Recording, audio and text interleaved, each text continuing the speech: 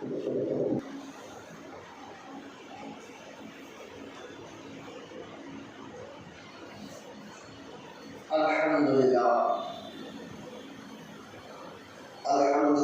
رب العالمین والصلاة والسلام علی سید المرسلین وعلی آلہ واصحابہ اجمعین، اما بعد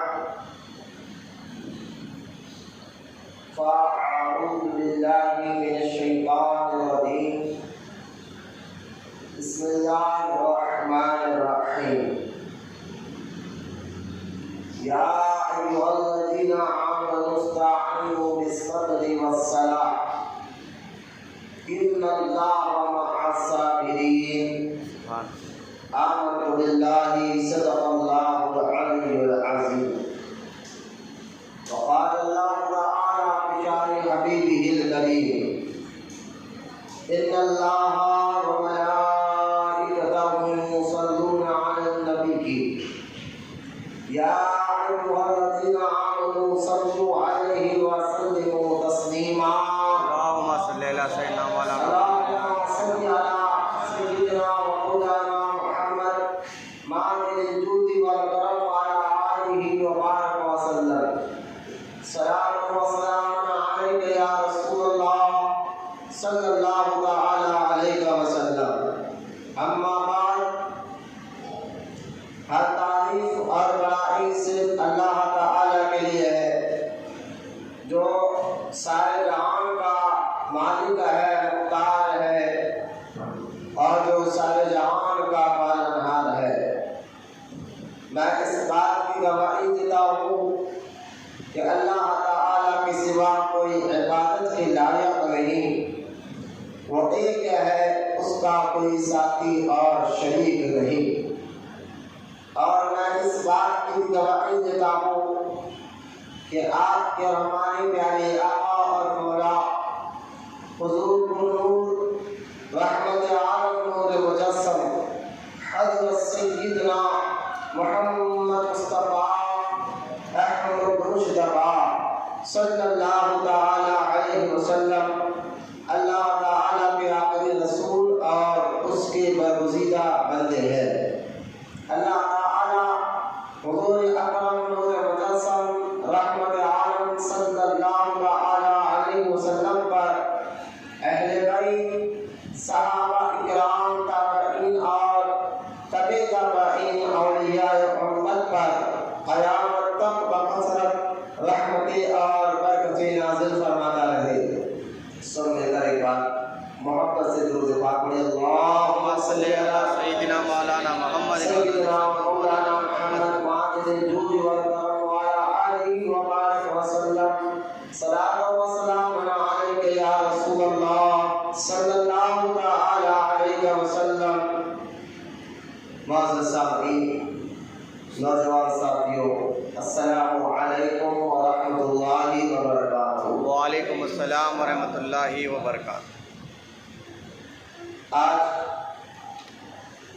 کا یہ جمعہ جو ہے محرم شریف کا دوسرا جمعہ ہے اس مہینے کا، اور گزشتہ جمعہ ہم نے ذکر شہداء کربلا سیدنا امام علی مقام امام حسین رضی اللہ تعالیٰ عنہ کے متعلق اور فضائل اہل بیت پر کچھ بات کی تھی۔ آج میں اپنی کوشش یہ کروں گا کہ کچھ واقعات کربلا شروع سے اور بالکل آسان لفظوں میں جو آپ کو سمجھ میں آئے اس انداز میں آپ کے سامنے رکھوں، تاکہ آپ کو سمجھ میں بھی آ جائے کہ واقعات کربلا کیوں ہوا، اور ساتھ ہی ساتھ یہ بھی اللہ کو سمجھنے کی توفیق دے، اس سے ہمیں کیا درس ملتا ہے، ہمیں اس سے کیا سبق ملتا ہے، ہمیں کیا کرنا چاہیے۔ انشاءاللہ تعالیٰ میں دعا کرتا ہوں اللہ تعالیٰ مجھے حق بولنے اور آپ تمام کو حق سننے کی توفیق عطا فرمائے۔ لیکن دستور رہا، بزرگان دین کا طریقہ رہا کہ جب بھی بیان شروع کرتے تو سب سے پہلے حضور صلی اللہ علیہ وسلم کی بارگاہ میں درود کی فضیلت اور درود پڑھنے کی کیا برکات ہے عرض کرتے ہیں تاکہ آپ کو درود پڑھنے کا جذبہ اور شوق پیدا ہو۔ اسی بزرگان دین کے طریقے کو آگے بڑھاتے ہوئے، کیونکہ جو اپنے بڑوں کے یعنی نیک لوگوں کے طریقے کو بھول جاتا ہے پھر وہ قوم تباہ اور برباد ہو جاتی ہے۔ تو درود پاک ایک ایسا وظیفہ ہے جس سے اللہ تعالیٰ راضی بھی ہوتا ہے اور اس کے جو شمار فضائل اور رحمت اور برکت اللہ تعالیٰ درود پڑھنے والوں پر نازل فرماتا ہے۔ آئیے درود پاک کے متعلق سب سے پہلے حدیث سماعت کریں، سنتے چلیں۔ سید السادات مولائے کائنات سیدنا علی المرتضیٰ رضی اللہ تعالیٰ عنہ فرماتے ہیں کہ ایک مرتبہ میں حضور صلی اللہ تعالیٰ علیہ وسلم کے ساتھ جا رہا تھا۔ جاتے جاتے ہم ایک ایسے راستے سے گزرے جو جنگل کا راستہ تھا، اور اس جنگل کے راستے میں سوائے میرے اور حضور علیہ السلام کی کوئی اور نہیں تھا۔ یہ واقعہ حضرت علی رضی اللہ تعالیٰ عنہ سنا ہے۔ اس سے بہت سی کتابوں میں حدیثوں میں اس واقعے کو لکھا گیا ہے۔ حضرت علی رضی اللہ تعالیٰ عنہ فرماتے ہیں کہ جب میں حضور کے ساتھ جنگل کی طرف ہم دو جنے گزر رہے تھے تو اچانک مجھے آواز آئی، الصلاۃ والسلام علیک یا رسول اللہ۔ سبحان اللہ۔ حضرت علی فرماتے رضی اللہ تعالیٰ عنہ، میں پلٹ کر پیچھے مڑ کر دیکھا چاروں طرف تو مجھے کوئی نظر نہیں آیا۔ پھر کچھ دور گئے تو پھر سے آواز آئی، الصلاۃ والسلام علیک یا رسول اللہ۔ حضرت علی رضی اللہ تعالیٰ عنہ فرماتے ہیں میں پلٹا، پھر چاروں طرف دیکھنے لگا، آواز تو آ رہی تھی، آواز دینے والا نظر نہیں آ رہا تھا۔ پھر کچھ دیر گئے تو پھر سے آواز آئی، الصلاۃ والسلام علیک یا رسول اللہ۔ اب میں نے تیسری مرتبہ حضور سے عرض کیا، حضور اس جنگل میں آپ کا اور میرے سوا کوئی تیسرا شخص نہیں ہے، کون ہے جو آپ پر اتنے پیار سے محبت سے آپ پر سلام کر رہا ہے، آپ کو درود بھیج رہا ہے؟ حضور علیہ السلام نے ارشاد فرمایا، اے علی قریب آؤ۔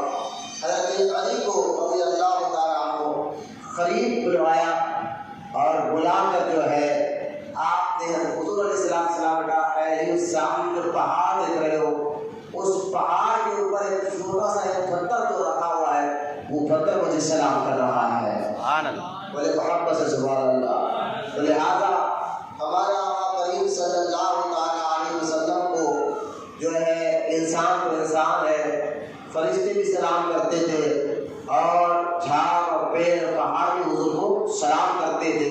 تو یہ روایت بہت کثرت سے ملتی ہے، جھاڑوں کا حضور کو سلام کرنا، پہاڑوں کا حضور کو سلام کرنا، اور فرشتوں کا تو یوں ہے کہ وہ حضور پر سلام بھیجتے ہی رہتے ہیں۔ حدیث مبارکہ میں آتا ہے کہ مدینہ منورہ میں جو ہے 70,000 فرشتے صبح میں اور 70,000 فرشتے شام میں حضور کو سلام کرنے کے لیے آتے ہیں۔ حضور کے قبر مبارک پر کھاتے ہیں اور سلام کرتے ہیں اور پھر وہ چلے جاتے ہیں۔ پھر قیامت تک وہ فرشتوں کی باری نہیں آتی دوبارہ۔ اب اس سے اندازہ کریں کہ دوبارہ پھر قیامت تک ان فرشتوں کی باری نہیں آتی۔ صبح میں 70,000 فرشتے آتے ہیں، شام میں 70,000 فرشتے، پھر ان کو دوبارہ چانس نہیں ملتا۔ بعض غلام خوش نصیب ہے جو بار بار حضور کی بارگاہ میں جاتے ہیں اور سلام عرض کرتے ہیں، اور جو نہیں جاتے تو وہ بھی گھبرائے نہیں۔ سرکار علیہ السلام سے جب پوچھا گیا، حضور جو بھی آپ پر درود پڑھتا ہے، سلام پڑھتا ہے، کوئی دور رہتا ہے وہ کیسا؟ سرکار فرماتے ہیں اس کے درود کو فرشتے اس تک پہنچاتے تھے، اور جو محبت سے درود پڑھتا ہے اس کی درود کو میں خود اپنے کان سے سنا کرتا ہوں۔ آگے محبت سے پیار و عقیدت کے ساتھ پھر سے ایک مرتبہ ہمارے پیارے آقا کریم صلی اللہ تعالیٰ علیہ وسلم کی بارگاہ میں درود پاک کا نذرانہ پیش کے پڑھی، اللہم صلی علی سیدنا مولانا محمد وعلی آلہ وبارک وسلم، صلاۃ و سلام علیہ یا رسول اللہ صلی اللہ تعالیٰ علیہ وسلم۔ جو آیت میں نے پڑھی ہے اس پر تھوڑا سا ایک لفظ پر ذرا غور کریں۔ اللہ تعالیٰ ارشاد فرماتا ہے قرآن پاک سورہ بقرہ میں، یا ایھا الذین آمنوا استعینوا بالصبر والصلاۃ، اے ایمان والو مدد چاہو نماز سے اور صبر سے، نماز سے اور صبر سے مدد مانگو۔ اس پر ذرا غور کرنا۔ کچھ وہابی مداخلہ یہ کہتے ہیں کہ بھائی تم مدد مانگنے کے لیے غوث اعظم کی بارگاہ میں کیوں جاتے ہو، غریب نواز کے پاس کیوں جاتے ہو، اجمیر شریف کیوں جاتے ہو، تم یہ بزرگوں سے مدد کیوں مانگتے ہو؟ اللہ تعالیٰ کے قرآن میں کہتا ہے مدد مانگنا ہے تو نماز سے مدد مانگو اور صبر سے مدد مانگو۔ جب قرآن کی آیت میں نے پڑھی ہے، پھر نماز یعنی مشکل آئے تو نماز پڑھو، پریشانی آئے تو صبر کرو، یہ مدد مانگنا ہے۔ جبکہ قرآن میں اللہ پاک کہہ رہا ہے کہ مدد مانگو نماز سے اور صبر سے۔ یہی عام سیدھا سادہ لوگوں کو یہ آیت پڑھ کر لوگوں کے ذہن اور فکر میں شک ڈال دیتے ہیں۔ اور کئی لوگوں کو شک ایسی چیز ہے جو لوگوں کو بھٹکا دیتا ہے، وسوسے جو بندے کے ذہن دل دماغ میں بیٹھ جاتے ہیں، پھر اس کا ایمان کمزور ہونا شروع ہو جاتا ہے۔ اس لیے کبھی بھی یاد رکھیں شیطانی وسوسے سے اور انسانی وسوسے سے، ایک شیطان وسوسے ڈالتا ہے اور ایک انسان بھی وسوسے ڈالتا ہے، ان دونوں وسوسوں سے اللہ کی پناہ مانگا ہے۔ قرآن میں سورہ ناس میں اللہ تعالیٰ فرماتا ہے من الجنۃ والناس، جو سورہ ناس میں آخری آیت میں نے پڑھی ہے، جس میں ہم دعا کر رہے ہیں اللہ تعالیٰ سے اللہ ہمیں وسوسوں سے میں بچا۔ کس کی وسوسوں سے؟ من الجنۃ والناس، جو جنتوں کے وسوسے اور انسانوں میں سے جو تیرے شریر انسان ہے، تیرے شریر بندے جو ہے، ان میں سے ان لوگوں سے بھی ہماری حفاظت کرنا۔ تو لہذا وسوسے ڈالنے والے اپنے ایمان کو کمزور کرنا چاہتے ہیں۔ اب وسوسہ ڈالنے کو یہاں پہ آپ کو کہے کہ مدد تو اللہ سے مانگنا ہے، غوث اعظم سے کیوں مانگ رہے ہو، اور آپ کو آگے ذہن میں بٹھا دیے یہ بات، کیونکہ قرآن میں تو اللہ فرماتا ہے نماز سے مدد مانگو، روز صبر سے مدد مانگو، یہ آیت بھی ہے، سورہ بقرہ میں آیات بھی موجود ہے۔ تو آپ وسوسے ڈال دیا تو آپ اس بھی الجھن گئے۔ تو وسوسے اتنا خطرناک چیز ہے جس کے ذریعے سے آپ کا ایمان کمزور ہو سکتا ہے، لیکن اس کا جواب میں آسان لفظوں میں آپ کو بتا دیتا ہوں۔ جو یہ کہہ رہے ہیں کہ نماز سے مدد مانگو، صبر سے مدد مانگو، یہ اولیاء کرام سے مدد کیوں مانگتے ہو، تو آپ ان سے کہنا یہی آیات میں اولیاء سے مدد مانگنے کا بھی ثبوت ہے۔ مجھے بہت پسند سوال ہے، اسی آیت جو آیت میں نے پڑھی ہے، اسی آیت سے آپ اللہ والوں سے مدد مانگنے کا بھی ثبوت دے سکتے ہیں۔ آپ کہیں گے وہ کیسا؟ تو جس کو اللہ تعالیٰ جن کی عقلوں کو روشن کر دیتا ہے، جن کو اللہ تعالیٰ حضور صلی اللہ تعالیٰ علیہ وسلم کے صدقے صحابہ اور اہل بیت کے صدقے میں جو ہے جن کے دل کو روشن کر دیتا ہے، وہ اس باتوں کو اچھی طرح خود سمجھتے بھی اور دوسروں کو سمجھاتے بھی ہیں۔ اب آئے اس آیت سے میں بتاتا ہوں کہ کس طرح آپ بتا سکتے ہیں کہ اللہ والوں سے مدد مانگنا بھی یہی آیت سے ثابت ہو رہا ہے۔ اور اس طرح کہ آپ مجھے ایک بات بتائیں، اللہ تعالیٰ قرآن میں کہتا ہے اے ایمان والو مدد مانگو نماز سے اور صبر سے۔ تو اب وہابی سے آپ یہ پوچھیے کہ نماز اللہ ہے یا غیر اللہ، صبر اللہ ہے یا غیر اللہ ہے؟ تو وہ نہیں، نماز اللہ نہیں ہے، نہ صبر اللہ ہے، اس کی صفت ہے، نہ نماز اللہ کی صفت ہے، نہ صبر اللہ کی صفت کہتے ہو خوبی کو، ٹھیک ہے؟ تو اللہ تعالیٰ صبر سے بھی پاک ہے اور عبادت تو ہم اللہ کی کرتے ہیں، تو لہذا اللہ کی صفت نہ تو نماز اور صبر یہ اللہ کی صفت نہیں ہے، غیر اللہ ہے، اللہ نہیں ہے، غیر اللہ ہے۔ اور تم کہتے ہو غیر اللہ سے مدد مت مانگو، جبکہ اللہ نماز سے مدد مانگنے کا حکم دے رہا ہے، صبر سے مدد مانگنے کا حکم دے رہا ہے، تو پتہ چلا کہ اللہ کے علاوہ غیر اللہ جو اللہ کی عطا سے مدد کرتے ہیں ان سے مدد مانگنا یہی ایسے ثابت ہو رہا ہے۔ ایک تو آسان سا لفظ یہ میں آپ کو سمجھانے کی کوشش کر رہا ہوں، اس تک پہنچانا، اور آسان کر کے بتاتا ہوں، نماز سے مدد مانگو اور صبر سے مدد مانگو۔ تو نماز سے اللہ محبت کرتا ہے، صبر سے اللہ محبت کرتا ہے۔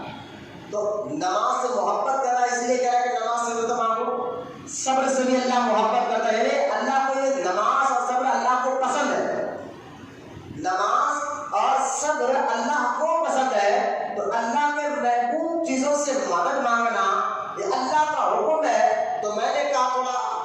تعقل ہے جب نماز سے اللہ کو محبت ہے، صبر سے اللہ کو محبت ہے، تو قرآن میں ایک اور آیت سورہ میدہ میں اللہ تعالیٰ فرماتا ہے اللہ کے نیک بندوں کے بارے میں، یحبنا یحبکم، میں ان سے محبت کرتا ہوں، یہ مجھ سے محبت کرتے ہیں۔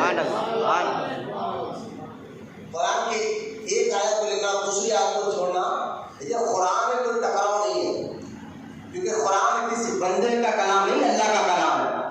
بندے کی بات میں کہیں نہ کہیں جا کے ٹکراؤ ہو سکتا ہے، بھائی تم نے فلاں بات کو یہاں یہ کہہ دیا، یہ کرے، بات مکر رہو، بات بدل رہو، یہ عام بندوں کی باتوں میں تو خرابی نکل سکتی ہے۔ قرآن اللہ کا کلام ہے۔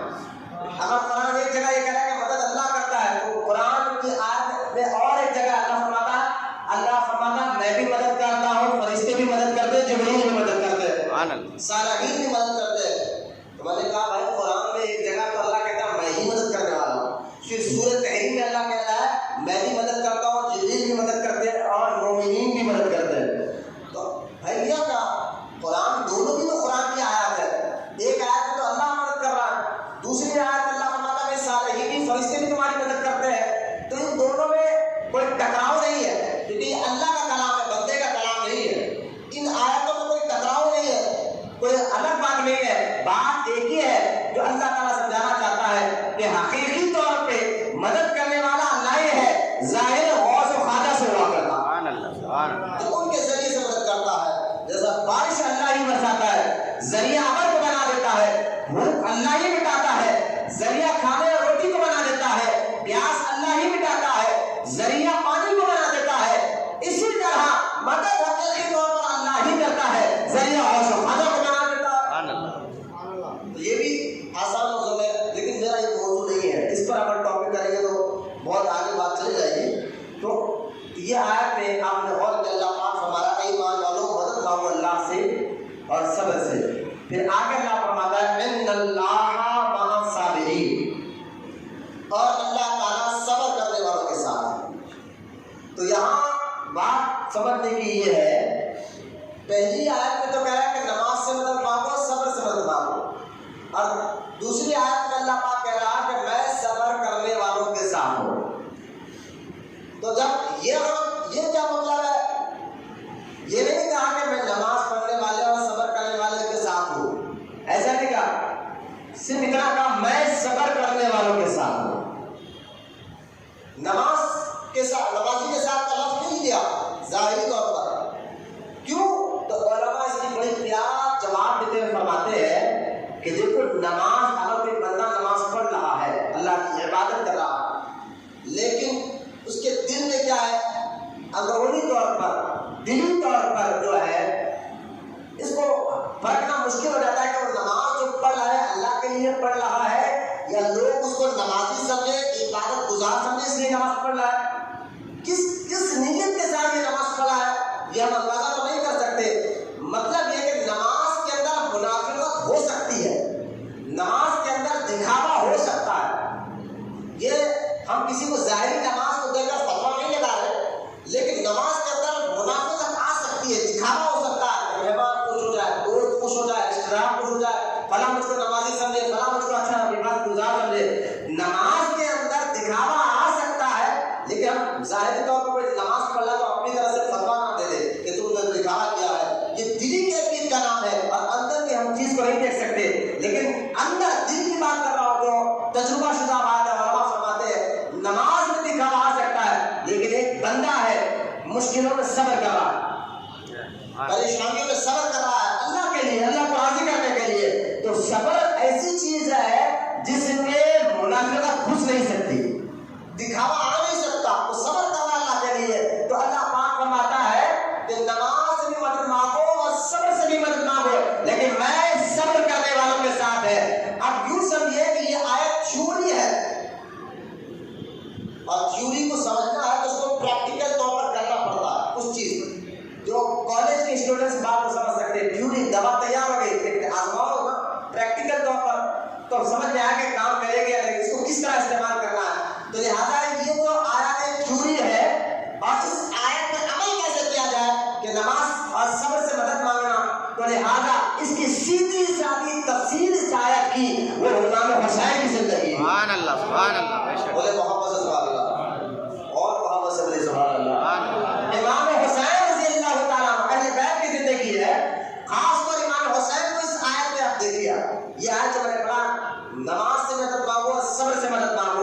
یہ آیت پڑھے اور امام حسین کا واقعہ کربلا والا پڑھے.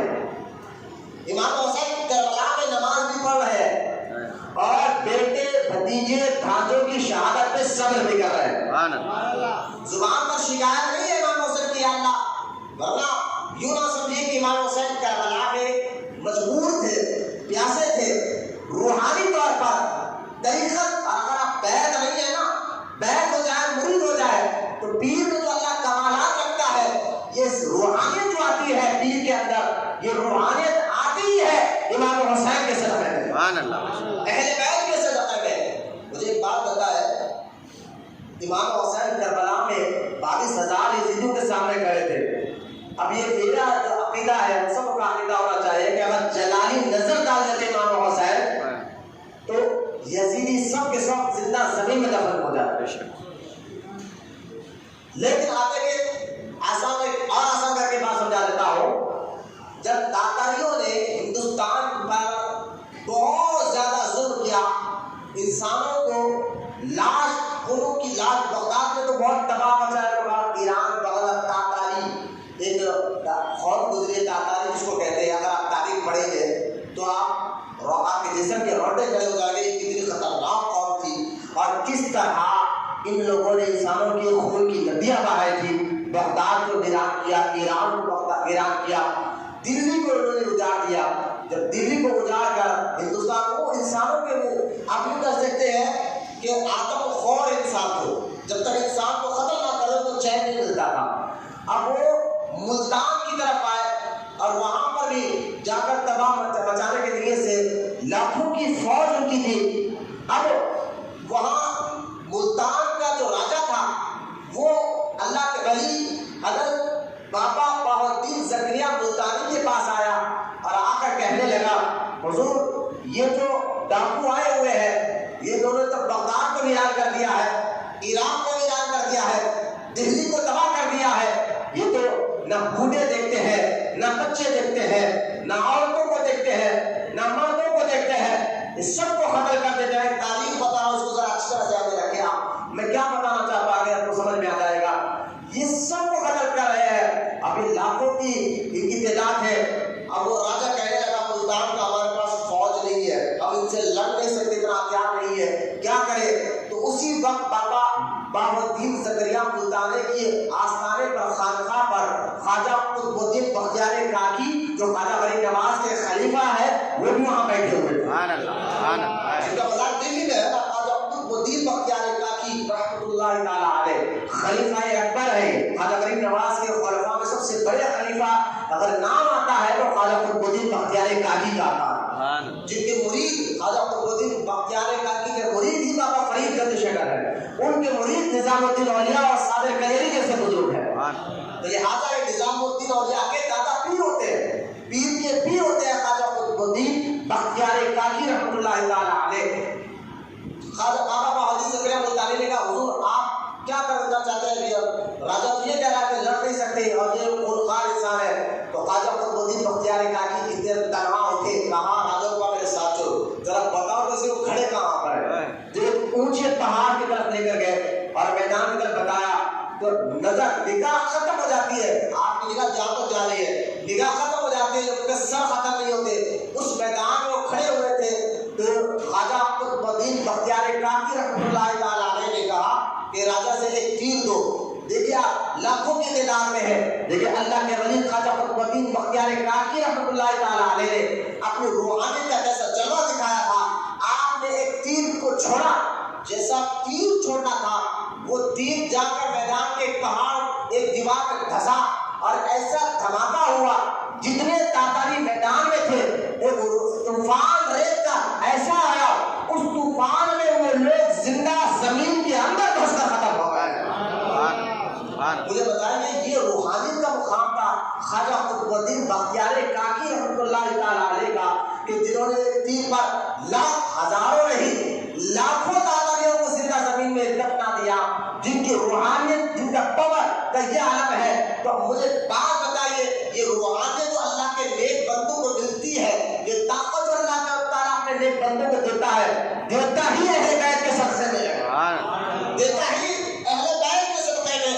جو بہت سے اہل احترام شاہ عبد الحق محدث دہلوی رحمۃ اللہ علیہ فرماتے ہیں کہ تصوف یعنی طریقت ہے ہی دو چیزوں کا نام، ایک ہے حسن اخلاق اور دوسرا ہے محبت اہل بیت، حضور کے گھرانے سے محبت کرنے والا۔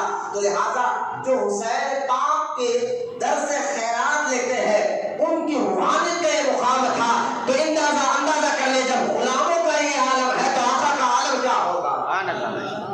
تو امام حسین رضی اللہ تعالیٰ عنہ کربلا میں اپنا روحانیت دکھانے کے لیے صبر کس کو کہتے ہیں جو قرآن میں کہہ رہا ہے اللہ تعالیٰ، تو مصیبت کچھ بھی آ جائے، پریشانی کیسی بھی آ جائے، اللہ کی رضا پر راضی رہنا، صبر کرنا جو قرآن میں اللہ کہہ رہا ہے، تو پریکٹیکل طور پر کس نے کر کے بتایا؟ یہ امام حسین رضی اللہ تعالیٰ عنہ کی ذات مبارکہ، بڑی محبت سے سبحان اللہ۔ تو لہٰذا یہ آیت کو پڑھے اور امام حسین کی سیرت کو دیکھ لیا، آپ کو کسی جگہ یہ آیت تھیوری نظر آئے گی اور پریکٹیکل امام حسین کی ذات مبارکہ نظر آئے گی۔ نہ نماز آپ نے کربلا کے میدان میں چھوڑا اور نہ صبر کے دامن کو چھوڑا، یہ دونوں چیزیں جو ہے پھر دیکھیے آج بھی امام حسین رضی اللہ تعالیٰ عنہ کا مقام مرتبہ اتنا بلند اور اعلیٰ ہے۔ میں تو اکثر یہ بات کہتا ہوں، ارے میرے اور آپ کے حسین کا مقام کیا کہنا ہے کہ ہم کیا بتائیں، بس اتنا اندازہ کر لے جن کے دربار میں غوث اعظم بھی سوالی کی طرح کھڑتے ہیں،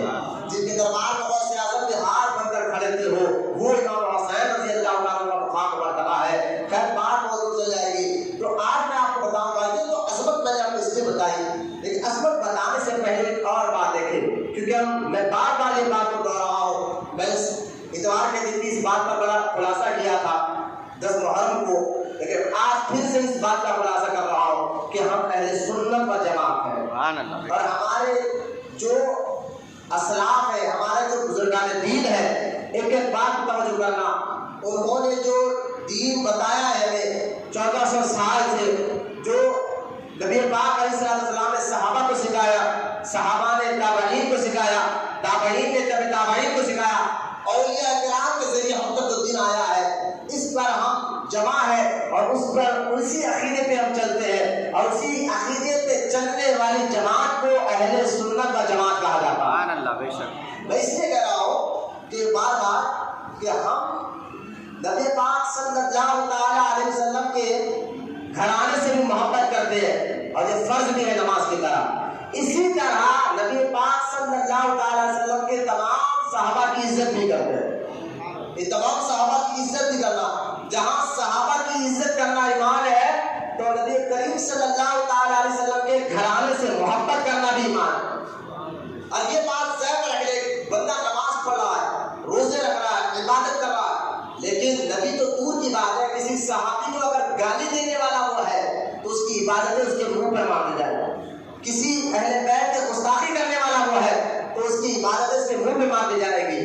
کیوں میں بار بار کہہ رہا ہوں؟ کیونکہ گزشتہ محرم میں یعنی اتوار کے دن 10 محرم گیا ہے، صحابہ کرام کی شان میں کلہ تاریخ میں پہلی مرتبہ ان کی شان میں خاص طور پر ابو بکر صدیق رضی اللہ تعالیٰ عنہ، حضرت عمر بن خطاب رضی اللہ تعالیٰ عنہ، اور اما سیدہ عائشہ صدیقہ رضی اللہ تعالیٰ عنہ، اور سیدنا عامر معاویہ رضی اللہ تعالیٰ عنہ، اور ان کے والد سیدنا ابو سفیان رضی اللہ تعالیٰ عنہ کی شان میں نام لے کر گالی دی گئی ہے اسی 10 محرم کو۔ اور یہ واقعہ یقیناً ہمارے ہندوستان کا نہیں ہے، وہ ہے پاکستان میں ہوا ہے، اپنا احتجاج بھی ہو رہا ہے، کرنا ضروری بھی ہے۔ جو صحابہ کو گالیاں دے تو وہ مسلمان کیسے ہوتا ہے، کھلا نام لے کر وہ بھی میدان میں کھڑے ہو کر اس طرح کی گالیاں جو کر رہے ہیں تو نام کرنا ضروری ہے۔ آپ کہیں گے مولانا واقعہ تو وہاں پر ہوا ہے، آپ یہاں کیوں ذکر کر رہے ہیں؟ میں نے کہا ماحول خراب کرنے کی بات میں نہیں کرنا چاہتا، ہم بھی امن پسند لوگ ہیں، ہم بھی امن چاہتے ہیں، نہ میں آپ کو یہ کہہ رہا ہوں کہ آپ جا کر لڑے جھگڑے، نہ کبھی یہ پیغام اس مسجد سے ملا نہ کسی اور مسجد سے ملتا ہے، لیکن جو ہے یہاں بات ایمان و عقیدے کی آ گئی، یہاں بات ملکوں کی نہیں، یہ دین کی بات ہے اور اسلام کی بات ہے۔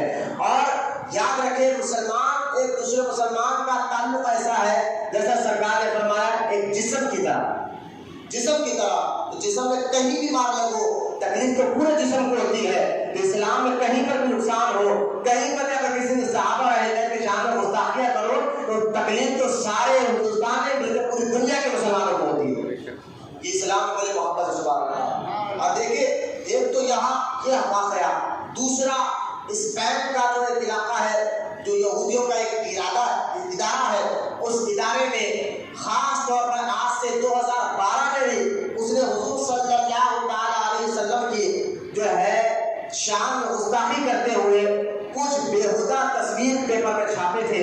اور آج 2020 میں پھر وہ 8 دن سے تلا ہوا ہے کہ میں وہ تصویر کو پھر سے چھاپوں گا, پھر سے وہ کام کروں گا.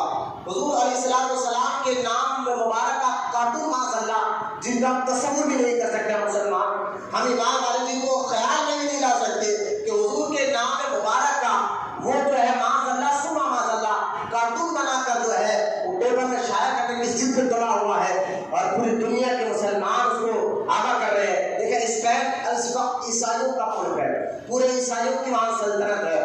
تو عیسائیوں کی سلطنت ان کے قانون, وہ کہہ رہے ہیں ہم آزاد رائے ہیں, آزاد خیال ہے, سب کو اپنے اپنے خیالات کا اظہار کرنا اس میں آزادی ہے. ہم قانون کے خلاف نہیں, قانون کے اندر کام کر رہے ہیں. ہم نے کہا بابا تمہارا ملک, تمہارے ہی ملک میں قانون بنا ہوا ہے کہ کوئی عیسیٰ نبی کی شان میں گستاخی نہیں کر سکتا.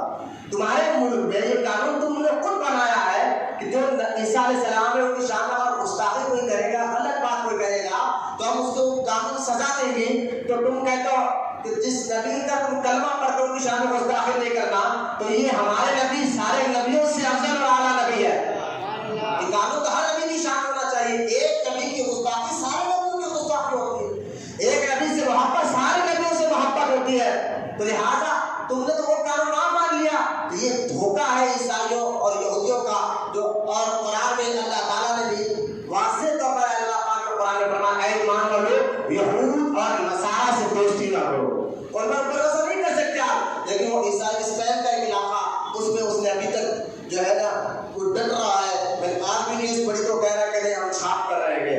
اللہ اکبر. اور وہ قوم جو جس کے دل میں عشق رسول نہ ہو, میں جسے تم محبت کرتے ہو اس کی شان میں سندر اگر آپ کا دل تڑپ نہ رہے, اس کی شان اس کے بارے میں کوئی غلط بات کہہ دے تو آپ کا دل تڑپے نہ, بھڑکے نہ, ایمان میں جو تڑپ نہ آئے, تو سمجھو کہیں نہ کہیں ہمارے اندر بیماری ہے, ایمان کمزور ہو رہا ہے. یہ ہمارے ایمان الحمدللہ ہمارا عاشق رسول ہے اور اللہ کا شکر ہے, احسان ہے, ہم لوگوں کے چاہنے والے ہیں. تو ہم یہاں کیونکہ بیان ریکارڈ بھی ہو رہا ہے, پوری دنیا میں انٹرنیٹ کے ذریعے جائے گا, تو ہم اس ملک کی مذمت کرتے ہوئے میں احتجاجی طور پر کہتا ہوں اللہ کے واسطے ایسی حرکت نہ کرے کہ آپ حضور کی شان میں گستاخی کریں گے اور آپ یہ سمجھ رہے ہیں کہ ہم اس بیت میں ہیں اور ہم یہاں بیٹھ کر جو چاہے حضور کی شان میں گستاخی کریں گے تو سارے لوگ خاموش رہیں گے. نہیں, وہ صرف اس بیت کے مسلمان نہیں پر دنیا کے مسلمان تمہارے خلاف آواز اٹھائے گا.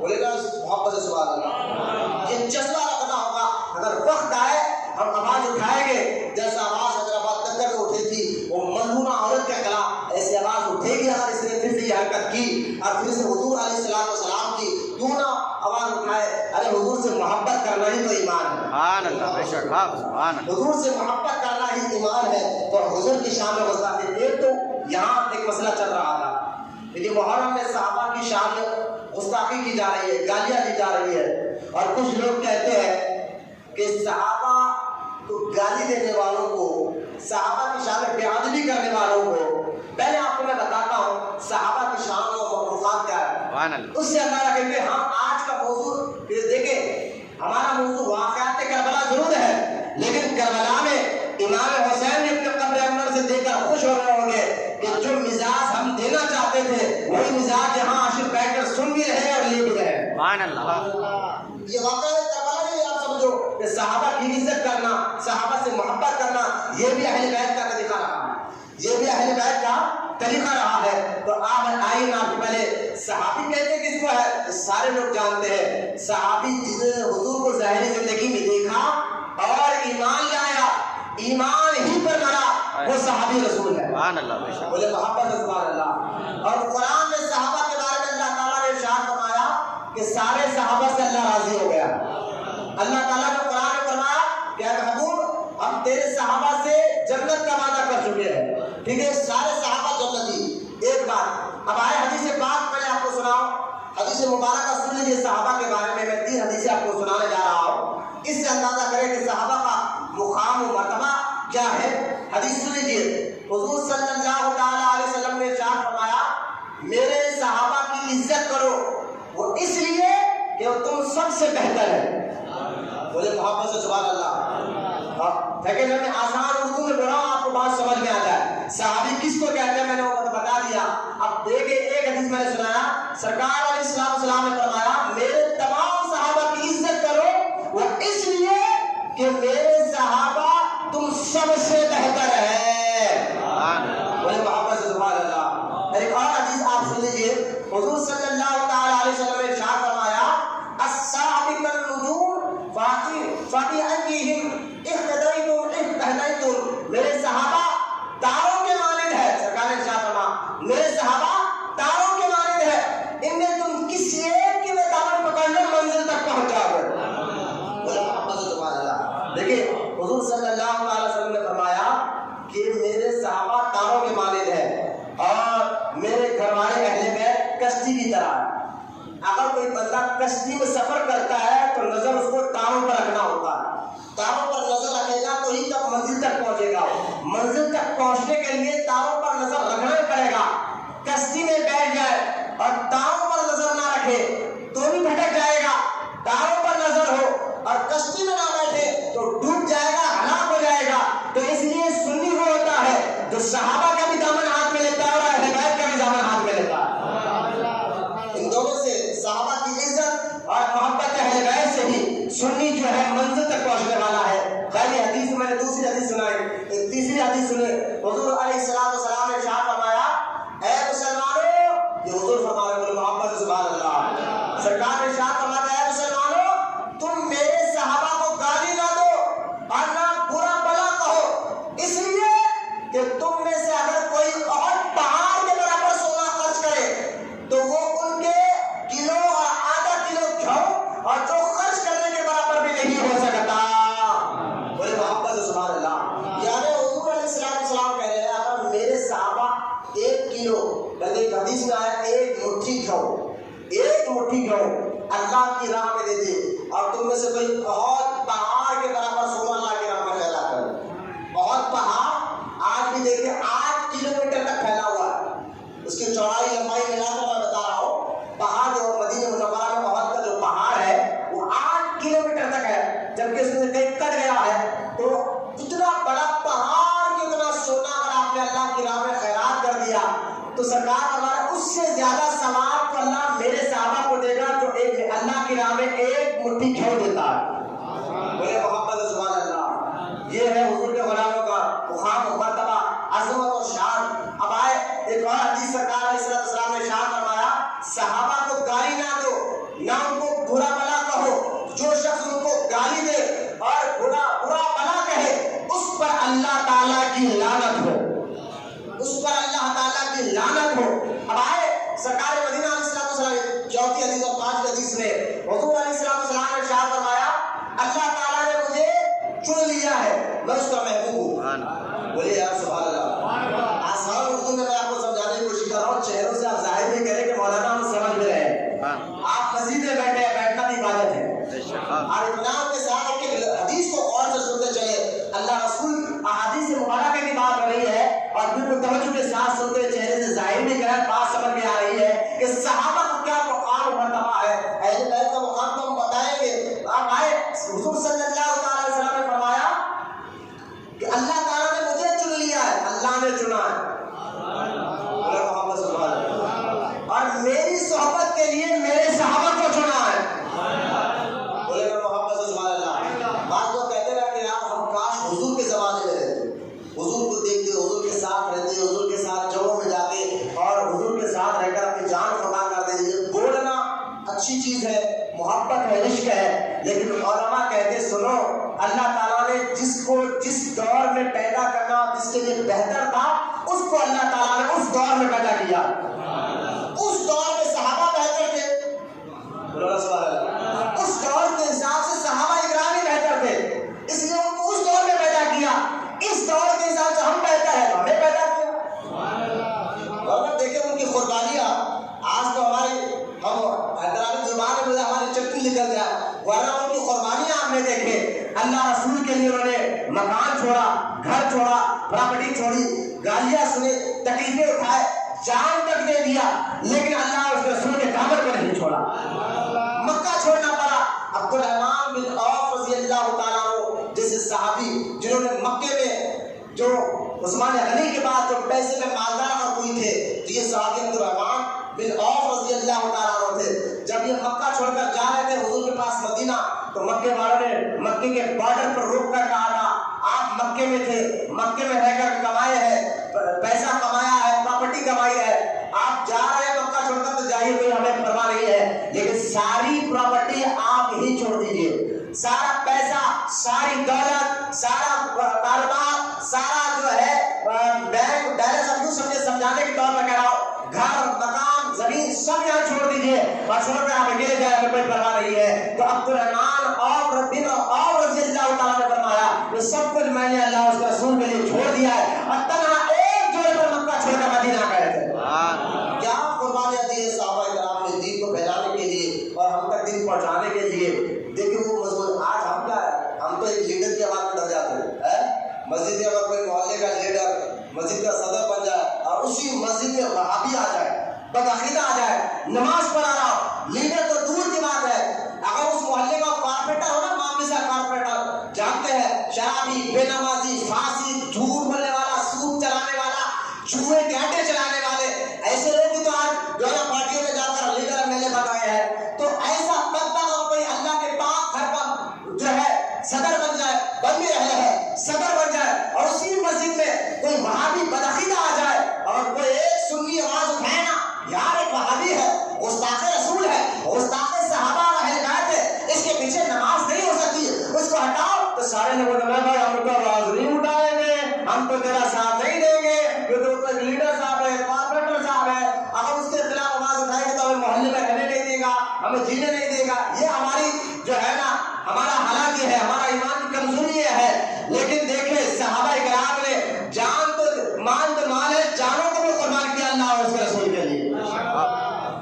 یہ آواز اٹھانا حق کے خلاف سرکار نے فرمایا, جب ایک حدیث میں سرکار نے فرمایا جب میری امت میں ایسا دور آ جائے گا تم کی آنکھوں کے سامنے کوئی حرام کام ہو رہا اور وہ خاموش رہے, دیکھ کر کچھ نہ بولے, حق کو حق نہ کہے, باطل کو باطل نہ کہے, تو سرکار فرماتے انتظار کرو پھر اللہ کے عذاب کا, انتظار کرو اللہ کے عذاب کا. میں سمجھتا ہوں ان دور میں یہ دور چل رہا ہے. آج کس کی ہمت ہے, میں کہتا ہوں ہے یا ماشاءاللہ کچھ لوگ جو حق کے حق آواز اٹھانے والے, باطل کو باطل کہنے والے, یہ ہمت ان کو آئی کہاں سے؟ میں سیدھا سدا جواب دیتا ہوں کربلا سے آئی ہے. سبحان اللہ. جو کربلا میں امام حسین نے تعداد کو نہیں دیکھا, پاور کو نہیں دیکھا, لوگوں کو نہیں دیکھا, حق پر ڈٹے رہے. سبحان اللہ. محبت سبحان اللہ. حق بات کہتے رہے, حق کہتے کہتے اپنی تو اپنی بیٹے رشتے داروں کی بھی جان دے دی, اور حق کہتے ہوئے بتا دیا اپنی جان دیتے ہوئے کہ حالات کچھ بھی ہو رسول پاک کے دامن کو نہیں چھوڑنا چاہیے. سامنے کتنا بڑا یہ پیغام کیوں نہ ہو, حق بات ہو, اللہ کی رضا کے لیے کہو, پھر اللہ تعالیٰ آپ کو کامیابی عطا فرمائے گا. خیر سرکار مدینہ علیہ السلام نے ارشاد فرمایا مجھے, میں اللہ کا محبوب ہوں کیونکہ اللہ نے مجھے چنا ہے, اور میرے صحابہ کو میرے لیے اللہ نے چنا. میرا محبت سبحان اللہ. اب کوئی آ کے کوئی آپ کو یہ کہے فلاں صحابی نے تو ایسا کیا, فلاں صحابی نے تو ان سے لڑا, ان سے جنگ کی, وہ ایسا کر رہے تھے, وہ ایسا کر رہے تھے. میں نے کہا آپ ان سے کہو یہ حدیث سنا کر مجھے ایک بات بتا دو, صحابہ کرام کن پر عیب نکال کر گالی دینے والوں, ان کو جو ہے فلاں فلاں بات کہنے والوں, مجھے ایک بات یہ بتاؤ کہ وہ صحابی ہے اور صحابہ کو چنا کس نے؟ ہمارے اور آپ کے چننے میں کمی ہو سکتی ہے, گڑبڑی ہو سکتی ہے. اگر آپ نے اپنی بیٹی کے رشتے کے لیے داماد کی بڑی چھان بین دی, لیکن چھان بین میں تو اچھا نکلا, بعد میں پتا چلتا اس کے اندر کتنے برائیاں تھیں, کتنے خرابیاں تھیں, تو ہماری چھان بین میں خرابی آ سکتی ہے. اللہ تو ان سارے چیزوں سے پاک ہے. اللہ کے رسول فرماتے ہیں میرے لیے میرے صحابہ کو اللہ نے چنا ہے.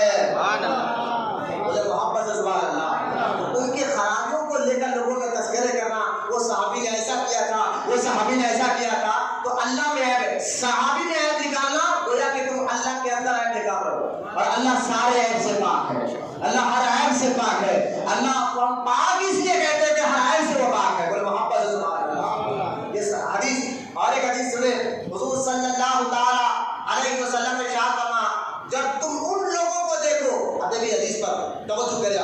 اس سے وہابیوں کے دور میں بھی آپ اندازہ کر لیں. سرکار نے فرمایا جب تم ان لوگوں کو دیکھو جو میرے صحابہ کو گالیاں دیتے ہو اور ان کو برا بھلا کہتے ہو تو تم کہو تم پر خدا کی لعنت ہو. تم کو کہو کہ تم پر اللہ کی لعنت ہو کہ تم صحابہ کو گالی دے رہے ہو. سرکار نے ارشاد فرمایا حدیث مبارک. اب آپ اندازہ کریں صحابہ کو گالی دینے والے پر اللہ کی لعنت ہے. اور یہاں تک ایک اور حدیث میں سرکار نے ارشاد فرمایا کہ تم جب دیکھو کہ میرے صحابہ کو کوئی گالی دے رہا ہے تو سرکار نے فرمایا اس کے قریب مت جاؤ, اس کے ساتھ مت بیٹھو, اس کو سلام مت کرو. ارے وہ نہ جائے تو جنازے میں نہ جاؤ, اور تو اور اپنی بیٹیوں کو ان کو نہ دو. صحابہ کو گالی دینے والے کے سرکار فرما رہے ہیں نہ ان کو سلام کرو, نہ ان کے پاس بیٹھو, نہ ان کو اپنی بیٹی دو. اگر وہ مر بھی جائے تو ان کے جنازے میں مت جاؤ. صحابہ تو حضور کے غلام ہیں, غلاموں کو اگر کوئی گالی دے تو ان کے ساتھ بیٹھنے کو سرکار منع کر رہے ہیں. تو سوچئے وہابی تو حضور کے گستاخ ہے, حضور کو گالیاں دیتے ہیں, تو جو لوگ وہابی بدعقیدوں کے ساتھ اٹھتے بیٹھتے ہیں یہاں تک کہ بیٹیاں بھی دے دیتے ہیں, تو میں کہتا ہوں ان پر تو ان سے زیادہ اللہ رسول کی لعنت ہو جو گستاخوں سے ہاتھ ملا رہے ہیں, گستاخوں کے ساتھ دے رہے ہیں. آج کل بھولے بھالے سنیوں میں ایسے لوگ ان کی تعداد زیادہ ہوتے جا رہی ہے کہ کسی کو بھی رشتہ دے دو بھائی ہمیں کیا کرنا ہے, وہ بغیر فاتحہ والے ہیں جماعت والے تو ہمیں کیا کرنا ہے, کلمہ پڑھتے مسلمان ہیں, کیوں نکالے دین کو جو سمجھ رہے نئی بات جو لا رہے. 1400 سال سے جو صحابہ بتاتے ہوئے آئے اس ساری باتوں پہ آپ دیکھیں بھائی کوئی بات ہو اس بات پر پہلے سے کچھ بات ڈکلیئر ہو گئی, اس بات بڑے کر لیے اور بڑے کر کر اس کا راستہ نکال دیے. ٹھیک ہے, اب کوئی آ کر کہ نہیں انہوں نے غلط کیا تھا ہم نکالیں گے تو وہ کہیں گے بھائی بیوقوفی نہ کرو, پہلے نے اس کا حل نکال دیا. تو یہ اسلام کے سارے چیزیں نا پہلے وہابی سے ملنا ہے نہیں ملنا ہے, آج اس پر بات نہیں ہوگی. ہمارے بڑوں نے پہلے اس کا حل بتا دیا. ہمارے بڑے صحابہ نے پہلے بتا دیا. میں صحابہ کے دور سے آپ کو بتا سکتا ہوں کہ صحابہ کرام منافقوں کو اپنے جوتے کی دھول بھی نہیں سمجھتے تھے. اس دور کا منافق ہے, آج دور کا وہابی ہے. یہ حضور کے دور سے چلتے ہیں. آج تم کیا اس کے قرار چل دیکھ رہے ہو, نہیں وہ برا نہیں بولتا کسی کو. میں نے کہا شہد میں زہر دے رہا ہے, وہ شہد میں زہر دے رہا ہے. وہ لوگ کا تو نیا طریقہ ہے. کئی وہابیوں کو ہم نے دیکھا تجربہ ہے اس دور کے وہابیوں کا, کئی وہابیوں کو ہم نے خود دیکھا ہے نماز کے ساتھ ساتھ سلام بھی پڑھ رہے ہیں, فاتحہ پڑھ کر وہ پڑھتا نہیں معلوم فاتحہ بھی بول رہے ہیں, اس کے باوجود بھی سامنے والے کو اپنے کھیرے میں لے کر اس کو بدعقیدہ وہابی بنا رہے ہیں, حضور کا گستاخ بنا رہے ہیں. تو جب صحابہ کے گستاخوں کے ساتھ بیٹھنے کی اجازت نہیں ہے تو حضور کے گستاخ کے ساتھ آپ کیسے بیٹھ سکتے ہیں؟ اللہ ہمارے مسجدوں کے سارے وہابیوں سے پاک کرے. اللہ سنی مساجد میں سنی عاشق رسول اماموں کو اللہ عطا فرمائے. بولے آمین. میرے بابا اللہ تعالیٰ ہم سب کو سمجھنے کی توفیق عطا فرمائے. میں 4-5 حدیثیں میں نے سنانے کے بعد صحابہ کا خواب سمجھ لیا. بے شک. اب ان میں عیب دیکھیں گے نہیں, ان کو گالی دینے والوں کو آپ سچا سمجھیں نہیں. صحابہ جن کے بارے میں حضور نے اتنے حدیثیں بتا دی, میں نے آپ کو حدیث 5-6 حدیث میں نے آپ کو سنا دیا. اس کے سننے کے بعد اگر کوئی صحابی کو گالی دے رہا ہے اور آپ کہنا ہے اس کو برا نہیں بولیں گے, تو میں نے کہا بھائی تم کو تمہارا ایمان مبارک ہو, مرو گے نہ قبر میں جاؤ گے, نہ تمہارا دوست آئے گا, نہ لیڈر آئے گا, نہ پہلوان آئے گا, نہ روٹی آئے گا. موت کا تو کوئی بھروسہ ہے نہیں. جب موت آ جائے اللہ کا بلاوا کب آ جائے جانا ہی پڑے گا. قبر میں جائیں گے تو یہ چہرہ ہمیں حضور کو دکھانا ہے. وہاں حضور دیکھ کر کہیں گے تو چھوڑو فرشتے میرا عاشق ہے, میرے صحابہ کا عاشق ہے, میرے اہل بیت کا عاشق ہے, چھوڑ دو.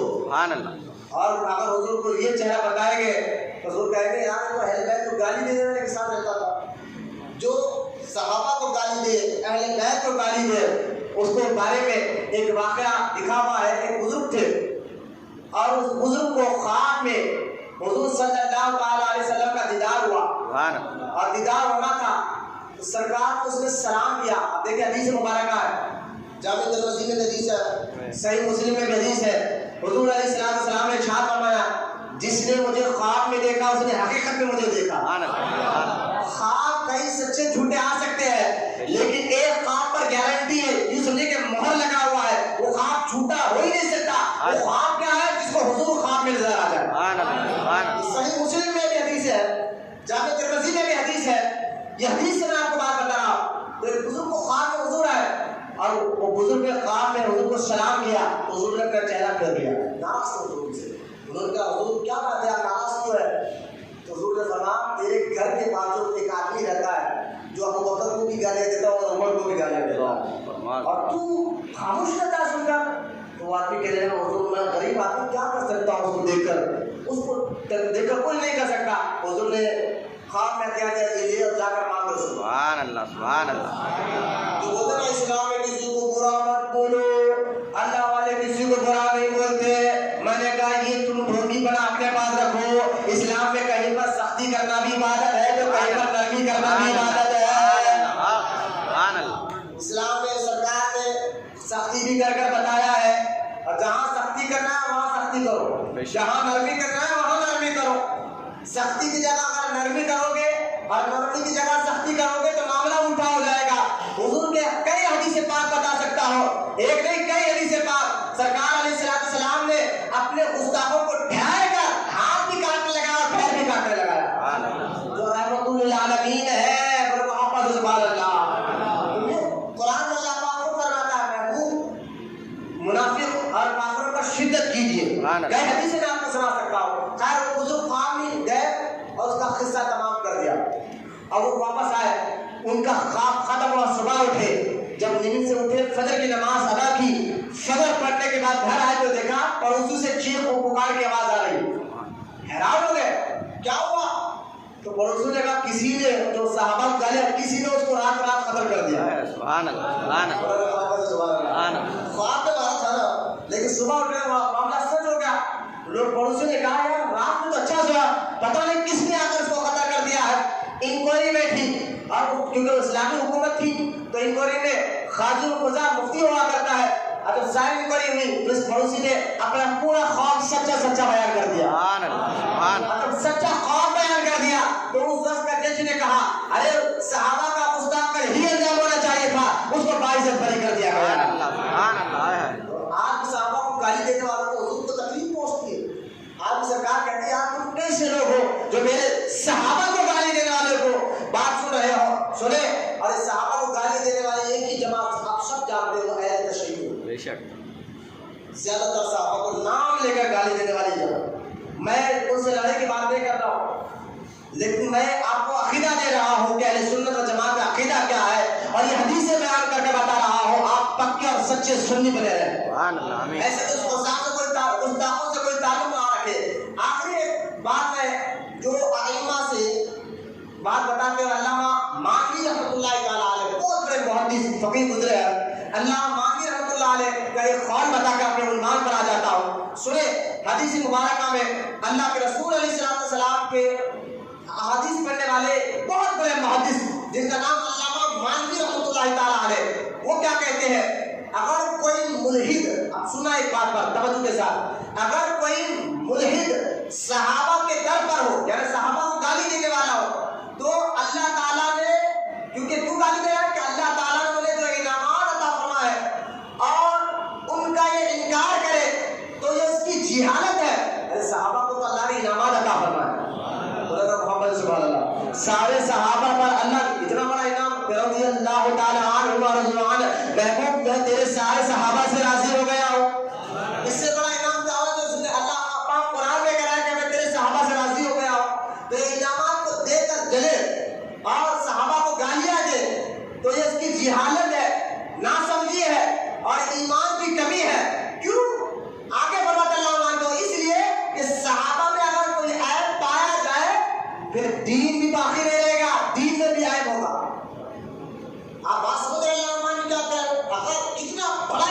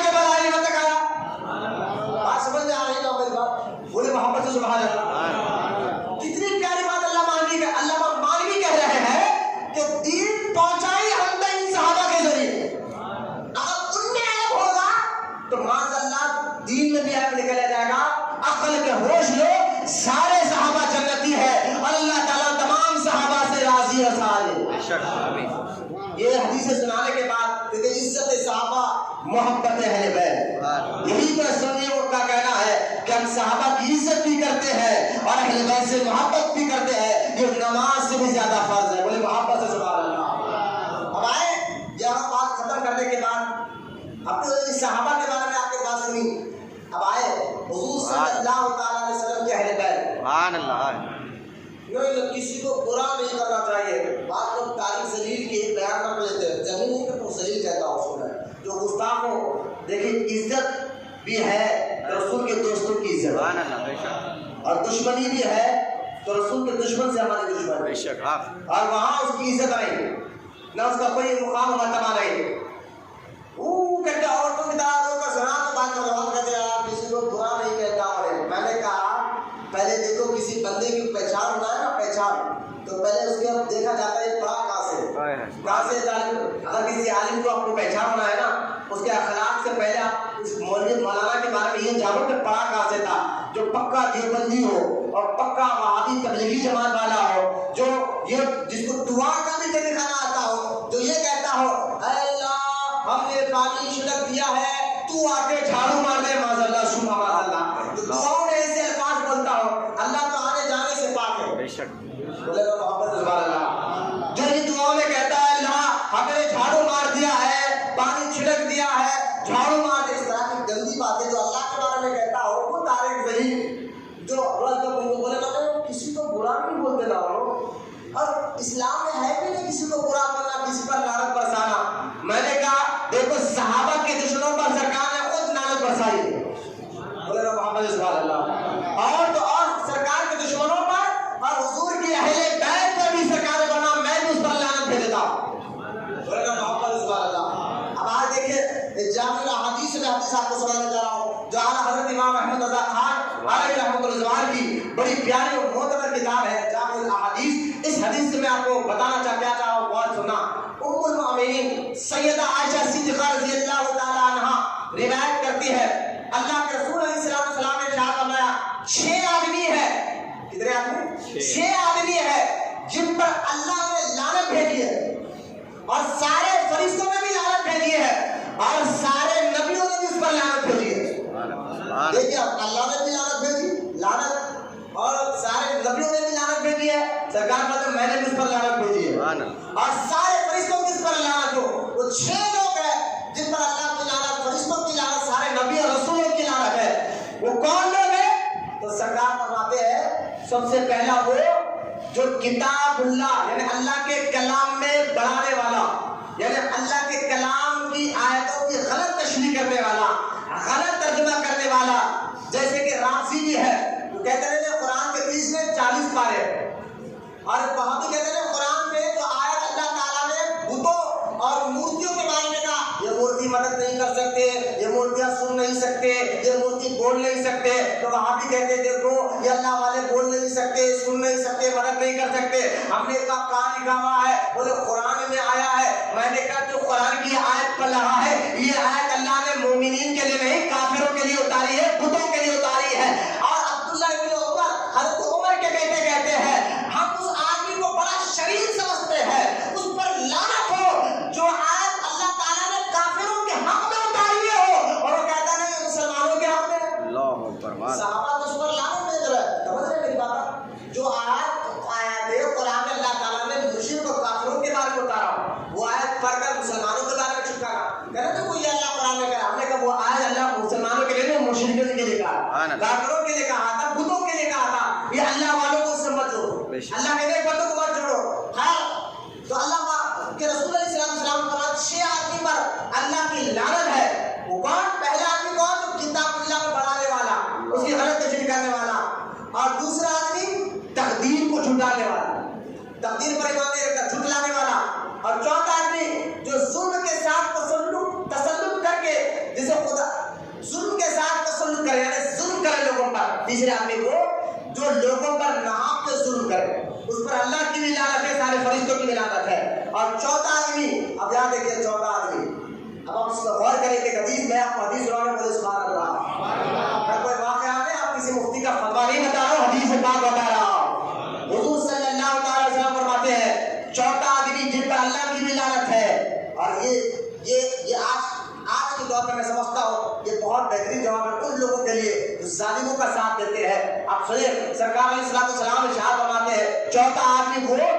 پر اللہ کی بھی لعنت ہے اور سارے فرشتوں کی بھی لعنت ہے. کون؟ سرکار فرمایا خدا نے جس کو ذلیل بنایا, اللہ نے جس کو عزت نہیں دی ذلیل بنایا, اس کو عزت دے, اور جس کو خدا نے معزز کیا یعنی عزت دی اس کو عزت نہ دے, ایسے آدمی پر اللہ کی بھی لعنت ہو, سارے فرشتوں کی بھی لعنت ہو. آج ہو رہی ہے, آج ہو رہا ہے, بالکل ہو رہا ہے.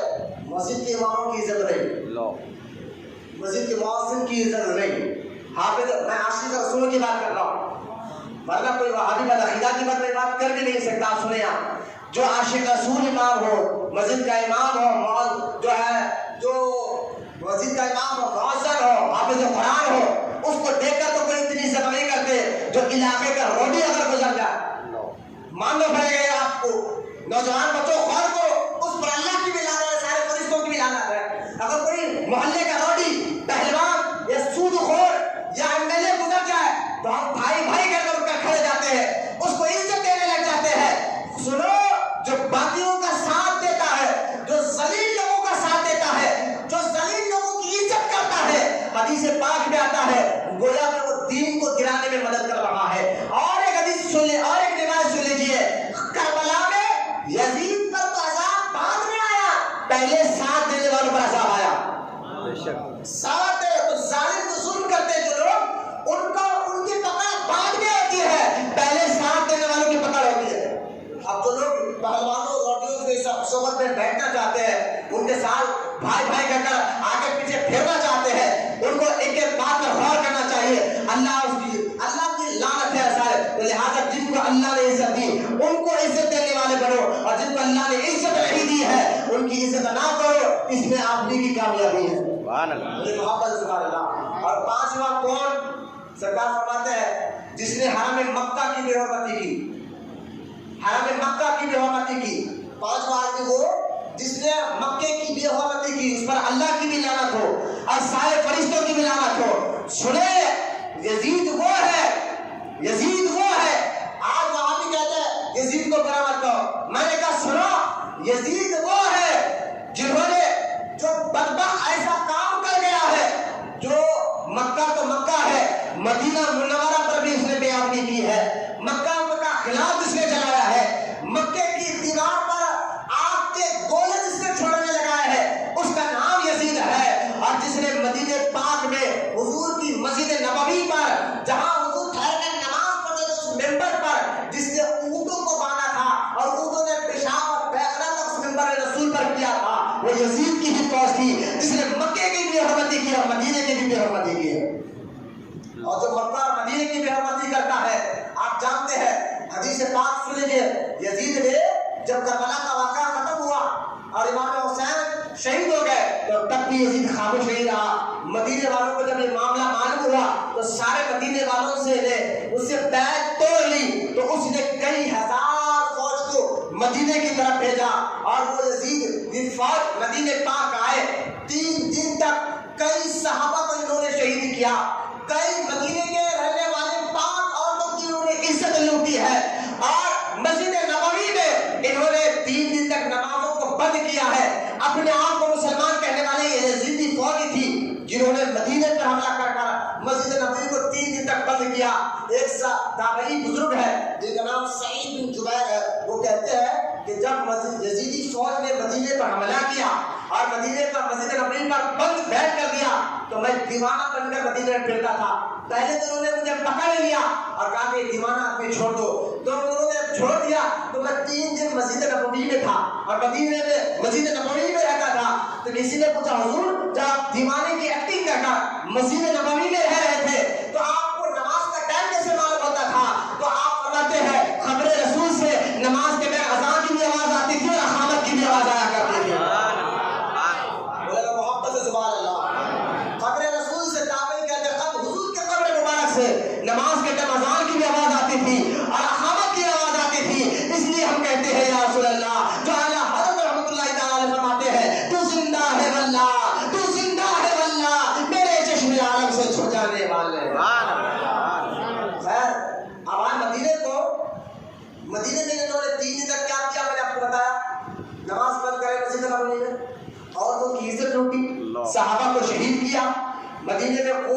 گندا ناچ انہوں نے کھیلا. اب حدیث سنیا, حضرت سعد رضی اللہ تعالیٰ روایت کرتے ہیں, حضور صلی اللہ تعالیٰ علیہ وسلم نے ارشاد فرمایا, جو شخص اہل مدینہ سے مکر و فریب کرے یا جنگ کرے تو وہ اس طرح پگھل جائے گا جیسے پانی میں نمک پگھلتا. قیامت کے دن اللہ تعالیٰ دوزخ ایسا پگھلائے گا جیسا پانی میں نمک ڈالے تو پگھل جاتا ہے.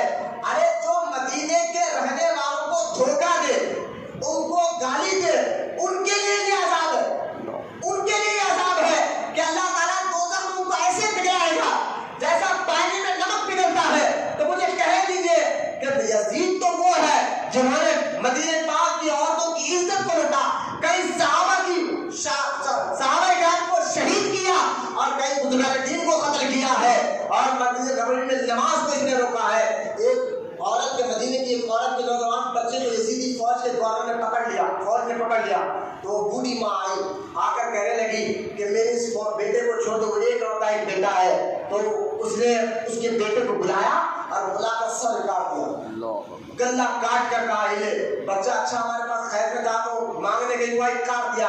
وہ بوڑھی مدینے کی عورت دعا کرنے لگی, ہے اللہ تو مجھے ایک ایسا موقع دے جب یہ گورنر یہ فوج کا یہ صدر مرے گا نا, میں اپنے ہاتھ سے اس کو جلاؤں گا, میں اس کو ہاتھ سے جلاؤں گی. مدینے کی بوڑھی عورت کی دعا کو اللہ نے قبول کیا.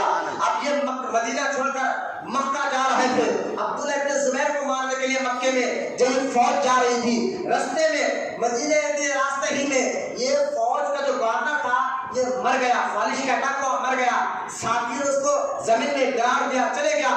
یہ مدینے کی بوڑھی ماں کو جب یہ بات معلوم ہوئی کہ تیرے بیٹے کو مارنے والا تو مر گیا تھا, راستے میں اس کو ساتھی نے اس کو دفن کر دیا, تو یہ بوڑھی عورت جو ہے نا سیدھا گئی اس کی خبر پر اپنے ساتھ 4 آدمیوں کو لے کر, اور خبر کھودا سر کی طرف سے, تو دیکھا کہ سر کے پر ایک اسدا لٹکا ہوا ہے اور اس کی زبان کو اپنے منہ میں لے کر چوس رہا. یزیدیوں کو مرنے کے بعد میں جو عذاب ہو رہا ہے دیکھا, یہ تو مدینہ منورہ کے بوڑھے بچے کو مارنے کا عذاب ہے. کربلا میں شہید کرنے والے شہدا ہونے والے امام علی مقام ان کی اولاد کو قتل کرنے والے یزیدیوں پر کتنا عذاب ہو رہا ہوگا اس وقت سے لے کر آج تک. پھر بوڑھی ماں نے کہا پیر سے کھودو, پیر کی طرف کھولا تو پیر کی طرف بھی سانپ لگتا ہوا تھا. زندگی میں بھی اس کو اتنا بڑا عذاب دے دیا گیا. خیر واقعہ بڑا طویل ہے. تو جو مکے کی عزت نہ کرے, مکے کی بے حرمتی کرے, سرکار فرماتے اس پر بھی اللہ کی لعنت ہو. 5 ہو گئے نا, ہمارے 6 لوگوں کا جن پر اللہ نے لعنت برسائی ہے سارے فرشتوں نے. سرکار فرماتے 6واں وہ ہے جو میرے خاندان کی بے ادبی کرے, جو میری اہل بیت سیدوں کی بے ادبی کرے اور سیدوں کو نہا کے تکلیف پہنچائے.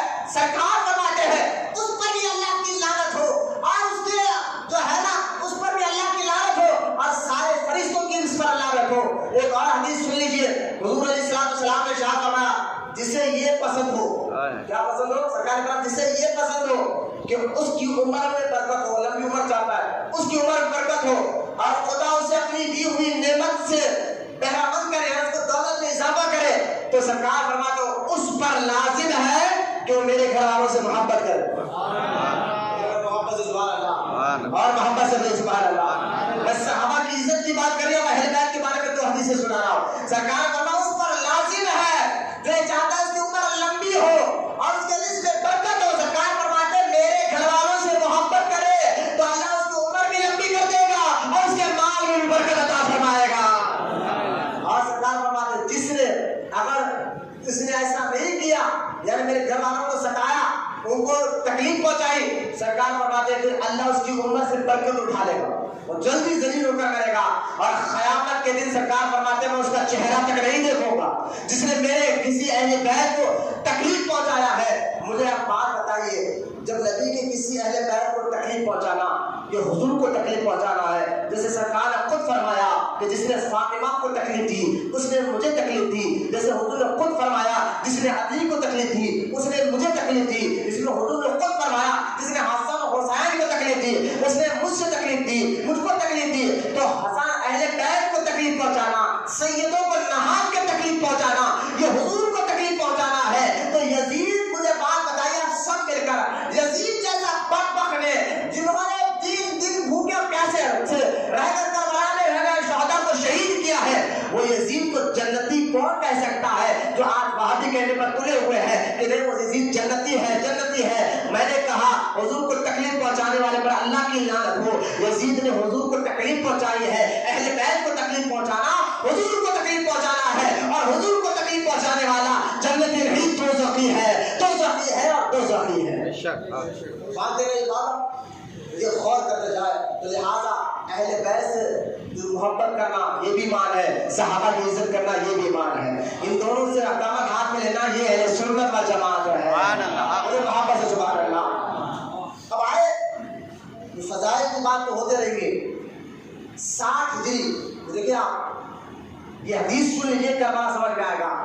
حضور صلی اللہ تعالیٰ علیہ وسلم لیکن تھکے نا، بیٹھے آپ بھی ہو میں بھی بیٹھا ہوں، آپ تو اللہ کے گھر میں بیٹھے مسجد میں، اور مسجد میں بیٹھنا اور ذکر حسین بھی سن رہے ہو، یقیناً اللہ کی رحمت آپ پر ضرور برسے گی انشاءاللہ۔ یوں تو اللہ کے گھروں میں اللہ کی رحمت برستی ہے، آپ مسجد میں بیٹھا ماشاءاللہ اپنے نوجوان بچے ہیں، سنو کہ آج جو فتنے آ رہے ہیں نا، سرکار فرمائے فتنے قیامت کے قریب ایسے آتے رہیں گے کہ شام میں جو مسلمان ہوگا صبح میں کافر ہو جائے گا، صبح جو مسلمان ہوگا شام تک کافر ہو جائے گا، اور ایسے لوگ محفوظ ہوں گے اس فتنوں سے جو وقون مع الصادقین، جو سچوں کی صحبت میں رہیں گے، جو اللہ کے نیک بندوں کی صحبت میں رہیں گے، تو یہ فتنے ان کا کچھ نہیں بگاڑ سکتے۔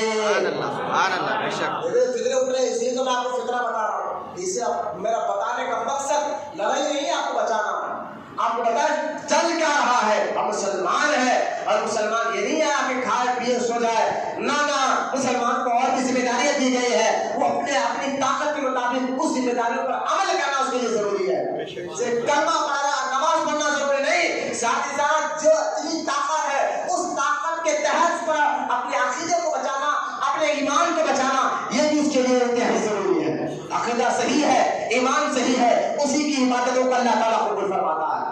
خیر سنیے حدیث پاک، حضور صلی اللہ تعالیٰ علیہ وسلم نے ارشاد فرمایا، جب میں جاؤں گا اس دنیا سے تو میرا جو منشا ہے، جو میری مزاج ہے، جو میں نے دین تک لایا ہے، اسی منشے کو آگے خلفاء لے کر چلے گئے۔ بولے نا محبت سے سبحان اللہ۔ بات سمجھیے، سرکار نے کیا فرمایا، میرے بعد جو خلافت ہوگی، جو میرا منصب ہے وہ نبوت والی خلافت جو ہوگی میرے خلفاء، اور وہ میرے خلفاء کی ہوگی، تو خلفاء اکرام نے جو کام کیا، ابو بکر صدیق، حضرت عمر، حضرت عثمان غنی، حضرت مولانا علی اور سیدنا امام حسن، ان لوگوں نے جو کام کیا وہی کام کیا جو منشاء نبوت کا تھا، یعنی جو نبی کرتے تھے۔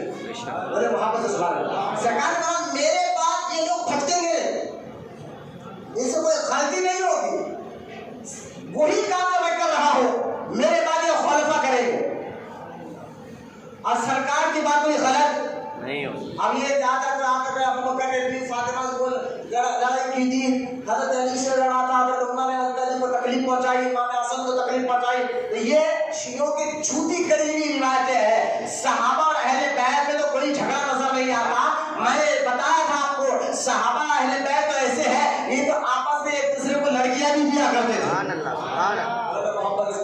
آپ جانتے کربلا میں امام حسین کی شہادت کے بعد سب سے پہلے آواز اٹھانے والے اور امام حسین کے دشمنوں سے لڑنے کے لیے آواز اٹھانے والے وہ صحابی جن کا نام عبداللہ ابن زبیر ہے۔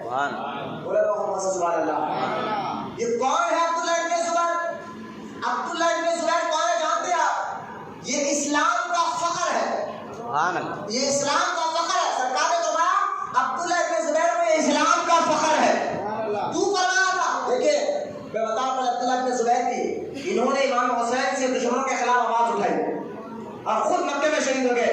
اسلام کا یہ فخر کیوں ہے عبداللہ ابن زبیر کہ جب سرکار مکہ چھوڑ کر مدینے میں آئے تھے نا، مکہ چھوڑ کر مدینے میں آئے تو مدینے میں صحابہ کے گھروں میں، مسلمانوں کے گھروں میں بیٹا نہیں ہو رہا تھا، کسی کے یہاں لڑکا نہیں ہو رہا تھا، بیٹا ہو یا لڑکی نہیں ہو رہی تھی، تو مدینے کے یہودیوں نے کہا ہم نے تو جادو کر دیا مسلمانوں پر، اب کسی کے یہاں بیٹا نہیں ہو سکتا، تو یہ ان کا افواہ پھیلا رہے تھے۔ اسی وقت عبداللہ ابن زبیر پیدا ہوا۔ مدینے میں افواہ پھیل رہی تھی، عبداللہ ابن زبیر پیدا ہوئے اور ان کی ماں سیدہ اسماء، میں بتا رہا ہوں سیدہ اسماء کون ہے؟ ان کی ماں سیدہ اسماء نے حضور کی بارگاہ میں پیش کیا، حضور نے عبداللہ ابن زبیر کو چوم کر کہا تھا یہ اسلام کا فخر ہے۔ محمد سے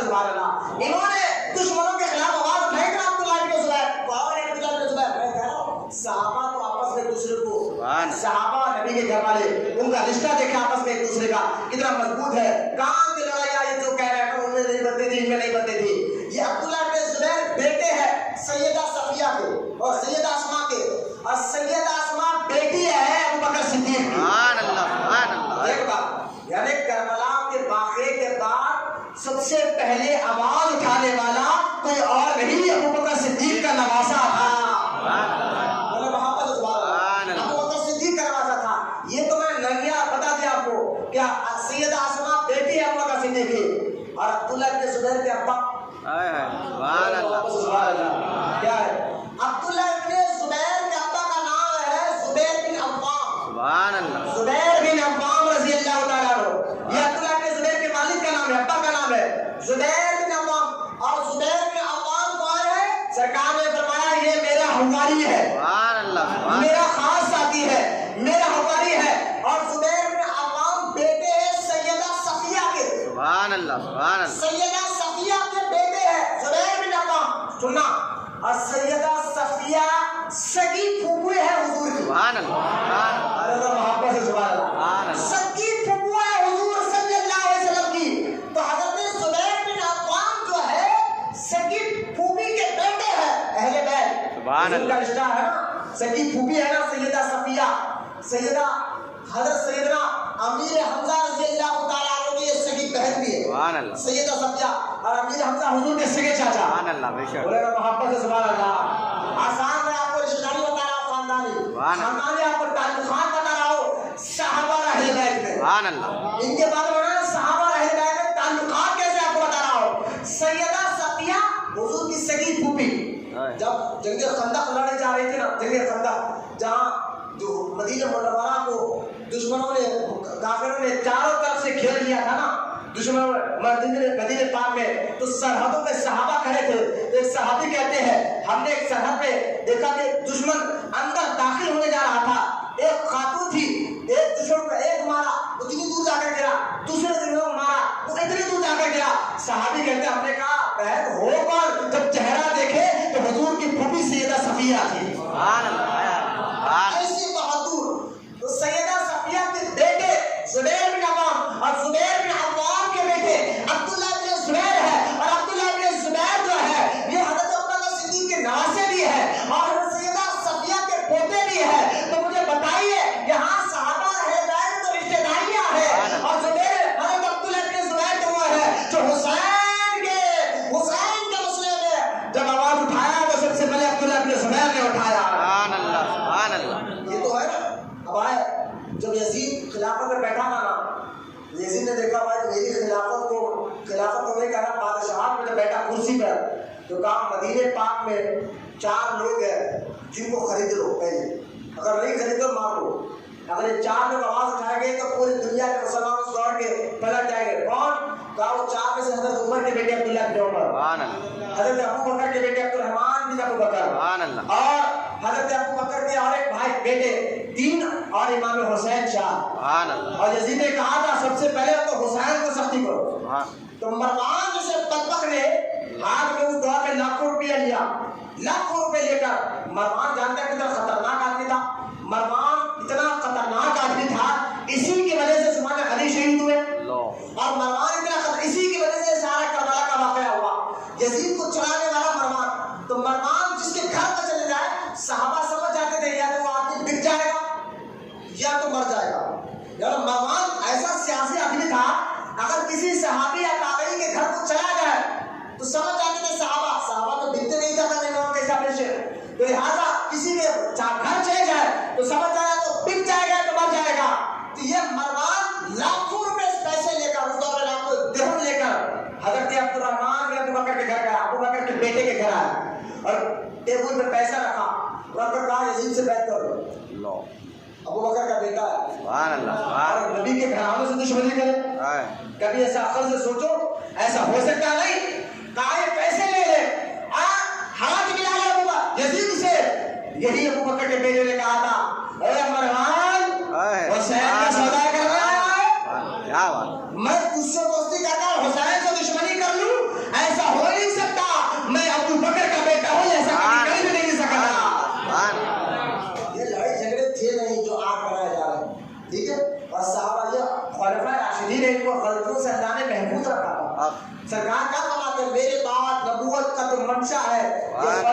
لے کر چلیں بے گے، شک۔ خلفاء لے کر چلیں گے۔ اور سرکار نے آگے بھی ایک بات بتا دی تھی، یہ غیب کا نبی سب جانتے بے تھے، شک۔ سرکار نے بتا دیا تھا میرے پاس خلافت 30 سال تک رہے گی۔ کتنے سال؟ 30 سال۔ سر میں پیچھے والے میں کتنے سال؟ 30 سال۔ 30 سال تک سرکار نے فرمایا میرے پاس خلافت تو چلے گی اور بالکل نبوت کے منشی پر چلے گی، بالکل اسٹریٹ، ان سے غلط تو 30 سال تک رہے گی۔ اب دیکھیں حضرت حضور کی دنیا سے جانے کے بعد ابو بکر کا دور، حضرت عمر کا دور، حضرت عثمان غنی کا دور، اور حضرت مولا علی کا دور، اور امام حسن کے 6 مہینے، امام حسن کے 6 مہینے، ایک ٹوٹل ملا کر 30 سال ہوتے ہیں۔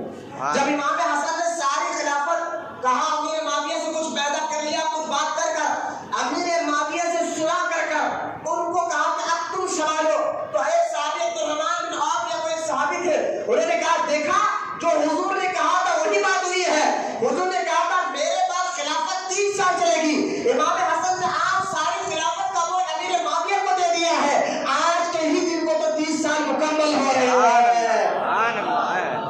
امیر معاویہ سے یہاں ملکیت بادشاہ شروع ہوئی، بادشاہ، ورنہ جو ہے نا خلافت کیسا مسلمان چن کر کسی کو خلیفہ بناتے تھے، چن کر کسی کو خلیفہ بناتے تھے۔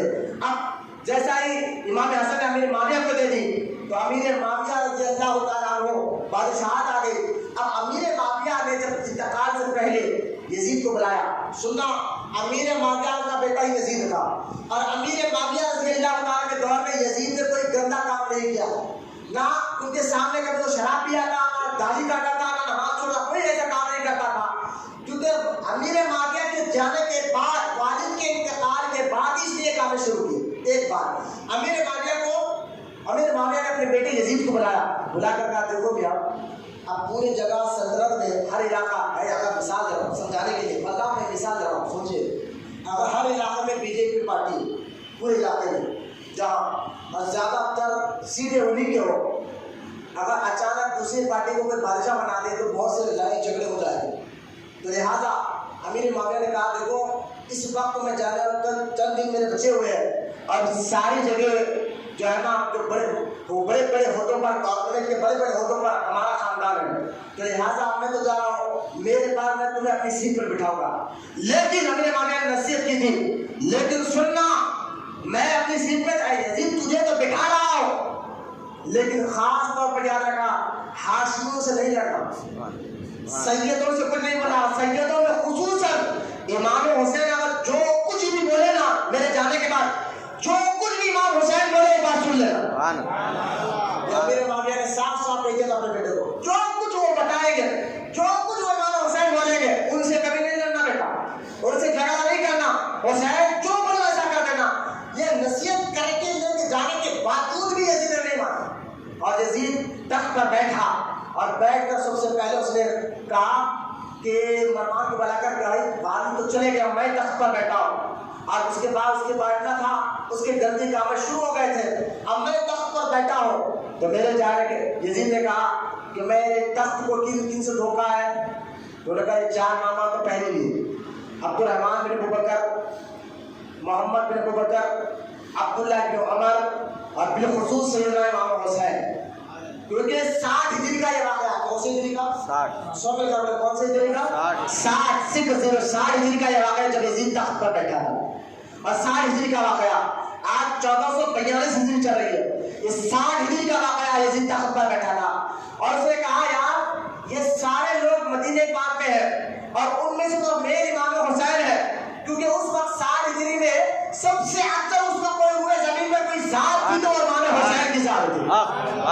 محبت سے سبحان اللہ، امام حسین رضی اللہ تعالیٰ عنہ کی ذات تھی، تو لہٰذا یزید نے کہا مدینے کا جو گورنر تھا ولید اس کا نام تھا، اس کو خط بھیجا، کہا یہ 4 لوگوں کو آفس میں بلاؤ اور کہنا کہ یزید سے بیعت کر لیں، اور 4 میں سے تو امام حسین سے تو سختی کرنا، امام حسین نہیں مانے تو قتل کر دیتے، جب میں واضح طور پر اللہ لکھا تھا یزید نے، وہاں بھی کہتے ہیں نہیں یزید کے ساتھی نے مانا، یزید نے کچھ نہیں کہا، میں نے کہا سختی تو اس نے شروع کی تھی نا۔ اب یہ خط آیا، گورنر نے آدھی رات کو امام حسین کو اپنے آفس میں بلایا، امام حسین نے کہا بھائی آدھی رات کا واقعہ صبح ہے، مسجد میں ہوئی ہے، سارے مسلمان ہو گئے، میں بھی آؤں گا، بیٹھ کر بات کریں گے، مجھے معلوم ہوا کہ میرے معاویہ کا انتقال ہو گیا ہے، یزید بیٹھ گیا ہے، تو لہٰذا آپ صبح بات کریں گے۔ تو کہا نہیں آپ کو ابھی بلایا جا رہا ہے، ابھی آ گیا۔ امام حسین گورنمنٹ آفس میں آتی رات کو گھر سے باہر نکلے، گورنمنٹ آفس میں گئے، ساتھیوں کو کہا کہ تم لوگ باہر کرنا، اگر باتوں باتوں میں میری آواز اونچی ہو جائے تو تم بھی اندر آ جانا۔ امام حسین نے اپنے ساتھیوں کے گھر آفس میں گئے، گورنمنٹ ہاؤس کے اندر گئے اور ولید سے بات کیا۔ ولید نے کہا آپ نے تو سنا امیر معاویہ کا انتقال ہو گیا؟ ہاں سنا ہے۔ تو کہا اب یزید چاہتا ہے کہ آپ اس کی بیعت کریں، یزید چاہتا ہے کہ آپ اس کی بیعت کریں۔ امام حسین نے کہا اللہ ایسا کیسے ہو سکتا ہے؟ صبح مسجد نبوی ہو، سب مل کر بیٹھ کر بات کریں گے، اور یزید جیسا بدبخت اور اس کے ہاتھ میں بیٹھ کر شراب پیتا ہو جو میرا بھائی۔ آپ مجھے بات بتائیے، جب امام حسین کیوں بیعت نہیں کیا؟ کیونکہ یزید کے کارنامے ایسے تھے، حسین اگر اس کے ہاتھ میں ہاتھ ماشاءاللہ ملا دیتے تو دین ہی مٹ جاتا۔ مثال کے طور پر آپ دیکھیں بنی اسرائیل پر اللہ تعالیٰ نے کہا فلا قوم کو تباہ کر دو، ان پر عذاب اتارو۔ فرشتے آپ کہنے لگے یا اللہ اس قوم میں تو بڑے بڑے اللہ کے تیرے نیک بندے بھی ہیں، فلا عالم بھی ہے، فلا بزرگ بھی ہے، ارے اتنے بڑے نیک بندے بھی ہیں، پھر بھی تو چاہتا ہے پر عذاب اتارے اور سب کو ہلاک کر دو؟ تو اللہ تعالیٰ نے کہا فرشتوں سے فرشتوں یہ جو میرے بندے ہیں نا، جو بندوں میں بیٹھے نیک بندے ہیں اور بڑے بڑے نیک بندے جو ہیں تو کہہ رہا ہے یہ جو بندے ہیں جو دن میں تو لوگوں کو کہتے ہیں شراب نہیں پینا، شرابی کو کہتے ہیں کہ شراب نہیں پینا، زانی کو کہتے ہیں زنا نہیں کرنا، سود خور کو کہتے ہیں یہ کام مت کرو، دن میں تو یہ بولتے رات کو انہیں کے ساتھ بیٹھ کر کھانا کھاتے ہیں۔ سمجھ آئے بات؟ خالی ممبر ہو بیٹھ ہمارے لیے رونا پڑتا بولے نہیں، رات دن میں اللہ پاک فرشتوں سے کہتا ہے دن میں تو ایسا کام مت کرو، رات پھر ان کا ساتھ بھی دے رہے۔ اور جس سے جو دشمن ہو اللہ کا اس کے ساتھ بیٹھنے کا مطلب کیا مجھے بتایا؟ اگر ایک شرابی آپ کے محلے میں زانی ہے، سود خور ہے، میں صبح کو ڈانٹ رہا ہوں، رات کو اس کے ساتھ چائے بھی پی رہا ہوں، کھانا بھی کھا رہا ہوں، تو آپ یہ کہیں گے نا کہ مولانا آپ تو اس کے بگ گئے، آپ کسی شخص سے اس کے ساتھ نہیں بیٹھنا چاہیے تھا۔ تو مجھے بات بتائیے، جب ایک مسجد کا امام کسی شرابی بے نمازی جو کھلا اللہ رسول کی نافرمانی کرتا ہو اس کے ساتھ آپ دیکھ لیں، دن میں تو آپ باتیں کر رہے تھے، رات میں اس کو ساتھ بیٹھ کر کھانا بھی کھا رہے ہیں، پانی بھی پی رہے ہیں، تو یہی کام تو بنی اسرائیل کے علماء کر رہے تھے، اللہ نے عذاب بھیج کر ساری قوم کو تباہ و برباد کر دیا ہے۔ تو یاد رکھیں اگر باطل کا ساتھ دینا یعنی گناہ کا ساتھ دینا بھی گناہ ہے، گناہگاروں کا ساتھ دینا بھی گناہ ہے۔ تو جب ایک مسجد کا امام کسی شرابی کے ساتھ بیٹھے، شراب خانے میں بیٹھے اور اس کے ساتھ گپے کرے تو آپ کہیں گے آپ اس کے پیچھے نماز نہیں پڑھیں گے؟ حسین جیسی شخصیت، کیا بات، سبحان اللہ، بولے نا محبت سے سبحان اللہ۔ آپ سمجھ رہے ہیں کیا کہہ رہا ہے؟ حسین جیسی شخصیت پر یہ کب گوارا ہوتا کہ وہ یزید کے ہاتھ میں ہاتھ دے دے، جبکہ وہ یزید کی گندگی سارا قوم جانتی تھی کہ وہ کیسا عمل کر رہا ہے۔ امام حسین رضی اللہ تعالیٰ نے کہا صبح بات کریں گے، یہ کہہ کر آپ گورنر ہاؤس سے نکل رہے تھے باہر، مروان باقی کھڑا تھا، ولید کو کہنے لگا ولید ابھی مار دے، ابھی قتل کر دے۔ امام حسین نے تلوار نکال کر کہا کسی کے ماں کے جلنے میں ہمت ہے تو سامنے آ، میں علی کا بیٹا ہوں، علی محبت سے سبحان اللہ۔ اور کسی کی ہمت، ولید گورنر نے کہا مروان کو خاموش رہے، کہا حسین آپ جائیے، رات بھر سوچیے صبح بولنا۔ آپ نے کہا بولنا کیا؟ آپ گھر آئے تو 20 بچوں کا سامان بھروں میں مدینہ چھوڑ رہا، مدینہ صرف چھوڑا اس لیے امام حسین نے کہ آپ جانتے تھے میں نے اس کی بیعت نہیں کی تو یہ زبردستی کرے گا، تب بھی میں نہیں مانوں گا تو یہاں فوج بھیجے گا، اور جب یہاں فوج بھیجے گا یہاں قتل غارت گیری ہوگی، اور یہ میرے نانا مدینہ ہے۔ حسین نہیں چاہتے تھے کہ مدینے میں قتل غارت گیری ہو، کیونکہ امام حسین جانتے تھے کہ مدینے کا مقام اور مرتبہ کیا ہے، مجھے محبت ہے سبحان اللہ۔ بس اسی لیے امام حسین مدینہ چھوڑے مکہ آئے، اور مکہ میں بھی آپ کو چین سے رہنے نہیں دیا، وہاں پر بھی تو آپ کو خط آنے لگے کوفیوں کے، اور آپ کو کوفیوں نے جب خط حد سے زیادہ بھیجا آپ بولتے تھے حسین نہیں جانا تھا، جبکہ کوفہ جو ہے نا بغداد میں ایک شہر ہے اس کو کوفہ کہتے ہیں، کوفہ آج بھی ہے، اسی کوفہ میں جو ہے نا مسلم بن عقیل کی بھی مزار ہے، اور اسی کوفہ شہر میں اسی کے علاقے نجف میں حضرت مولا علی کی بھی مزار ہے، اسی کوفہ کے شہر میں وہ آج وہ مسجد ہے جس مسجد میں مولا علی نماز پڑھاتے تھے، اسی کوفہ شہر میں آج وہ گھر ہے جس گھر میں مولا علی اور بی بی فاطمہ رہا کرتے تھے، ان کے اولاد رہا کرتے تھے۔ یہ آثار قدیمہ ہے جو آج تک محفوظ ہے. کوفہ، لیکن کوفہ ان کے شہر میں، کیونکہ حضرت علی مدینہ چھوڑ کر کوفہ میں رہے تھے اور ساری زندگی وہاں پر آپ کی شہادت ہوئی ہے، تو کوفہ والے کہتے تھے حسین یزید شرابی ہے، بے نمازی ہے، داڑھی کٹتا ہے، بندروں کا ناچ نچاتا ہے، رات میں ایک عورت کے ساتھ زنا کرتا ہے تو صبح ہونے سے پہلے اس کو قتل کر دیتا ہے. حسین ایسا گندا آدمی اگر مسلمانوں کا امیر بن جائے، مسلمانوں کے مسجد کا امام بن جائے، تو آپ بتائیں ہم کیا کریں گے؟ ہم نہیں چاہتے کہ اس کے ہاتھ میں ہاتھ دے. امام حسین کو خط لے کر کہا آپ آ جائیے، آپ شہزاد رسول ہے، آپ کا مقام مرتبہ ہوا ہے جو قرآن بیان کرتا ہے، حدیث بیان کرتا ہے، آپ کا شان بڑا بلند ہے. حسین آپ آئیے، آپ کے ہاتھ میں ہم ہاتھ دیں گے اور جو ہے یزید کے خلاف رہیں گے. تو یہ انہوں نے کوفہ والوں نے ایک خط نہیں، دو نہیں، تین نہیں، 500 خط لکھ کر بھیجا. کتنے خط؟ سستی آ رہی ہے تو باہر چل جائیے. درود پاک پڑھیں مرتبہ مسیح میں بات کرنا سخت بنا. سستی کا آ تو بات ہے کہ سستا کے اندر آ رہی ہے. یہ دیواروں کا مجموعہ ہے اور یہ کسی کو ڈانٹنا ڈالنا نہیں ہے. یہ گھروں کا ادب ہی ہے. مسجد کا ادب کرنا ہی بہت زیادہ ایمان کی علامت ہے. میرے محبت سے سبحان اللہ. اب غور کریں یزید، میں اگر جذبے میں سنا سکتا ہوں، میں حدیث سنا رہا ہوں، لیکن میں آپ کو پہلے ڈیٹیل بنیاد بتا رہا ہوں کہاں سے کربلا شروع ہوا. حسین نے لڑائی نہیں چاہا، مدینہ چھوڑ کر مکے میں آیا. 500 خط آ گئے، یہاں تک کہ کوفہ والوں نے کہا اگر حسین آپ نہیں آئیں گے تو ہم یزید کو اپنا امام مان لیں گے اور قیامت کے دن اللہ پوچھے گا ایسے شرابی بے نمازی کو تم نے اپنا امام کیوں بنایا؟ تو ہم کہہ دیں گے اللہ آپ نے حسین کو بلایا تھا، حسین تو نہیں آئے ہیں، تو لہٰذا یہ ہم بولیں گے. اس طرح کی باتیں نے کہا. تو آپ مجھے بتایا حسین کا جو مقام مرتبہ ہے، جو قرآن میں اللہ پاک اللہ کے رسول فرماتے ہیں میرے بعد 2 چیزوں کو تم مضبوطی سے پکڑ کر رہنا، کبھی گمراہ نہیں ہوگے. ورنہ حضور 2 چیز کیا کہا؟ قرآن اور میری اہل بیت. اگر قرآن اور میری اہل بیت یہ کبھی ایک دوسرے جدا نہیں ہو گئے. قرآن میں اگر کوئی کمی پیشی کرے گا، مثال کے طور پر قرآن میں قل هو اللہ احد، یہ ہے بابو کہہ تو اللہ ایک ہے. سورہ اخلاص میں اگر کوئی ترجمہ کر دے اللہ 2 ہے، کوئی ترجمہ کہہ دے تو بتائے کہ قرآن پکڑے گا؟ قرآن روکے گا؟ قرآن تو اپنا کام بتایا اللہ ایک ہے. کوئی کہہ رہے اللہ 2 ہے تو قرآن نہ پکڑے گا نہ روکے گا. تو قرآن کیونکہ تھیوری ہے، پریکٹیکل طور پر یہ اہل بیت جو قرآن کا صحیح معنی اور مفہوم بتا کر کہیں گے جو میں کیا کہہ رہا ہے قرآن، تو قرآن میں جو یہ بتا رہا قرآن اللہ ایک ہے. کون بتائیں گے؟ یہ اہل بیت بتائیں گے، سادات بتائیں گے. سرکار فرماتے میرے بعد میری اہل بیت کو پکڑے رہنا. تو سرکار امام حسین تو اہل بیت سیدوں کے سردار ہے. امام حسین تو نوجوانوں کے جنتی نوجوانوں کے سردار ہے. وہ خاموش بیٹے کیسا رہ سکتے تھے؟ امام حسین نے مکے کے بڑے بڑے صحابہ کو بلایا، مشورہ کیا، بتاؤ آپ کی رائے کیا ہے، کیا کروں، نبی کی دعا پر جاؤں یا نہ جاؤں؟ انہوں نے کہا وہ لوگ دھوکے والے، وہاں کے لوگ آپ کے والد سے بھی دھوکہ کیا تھا، آپ کے ساتھ بھی دھوکہ کریں گے. حسین وہاں پر آپ ہرگز نہ چاہیے.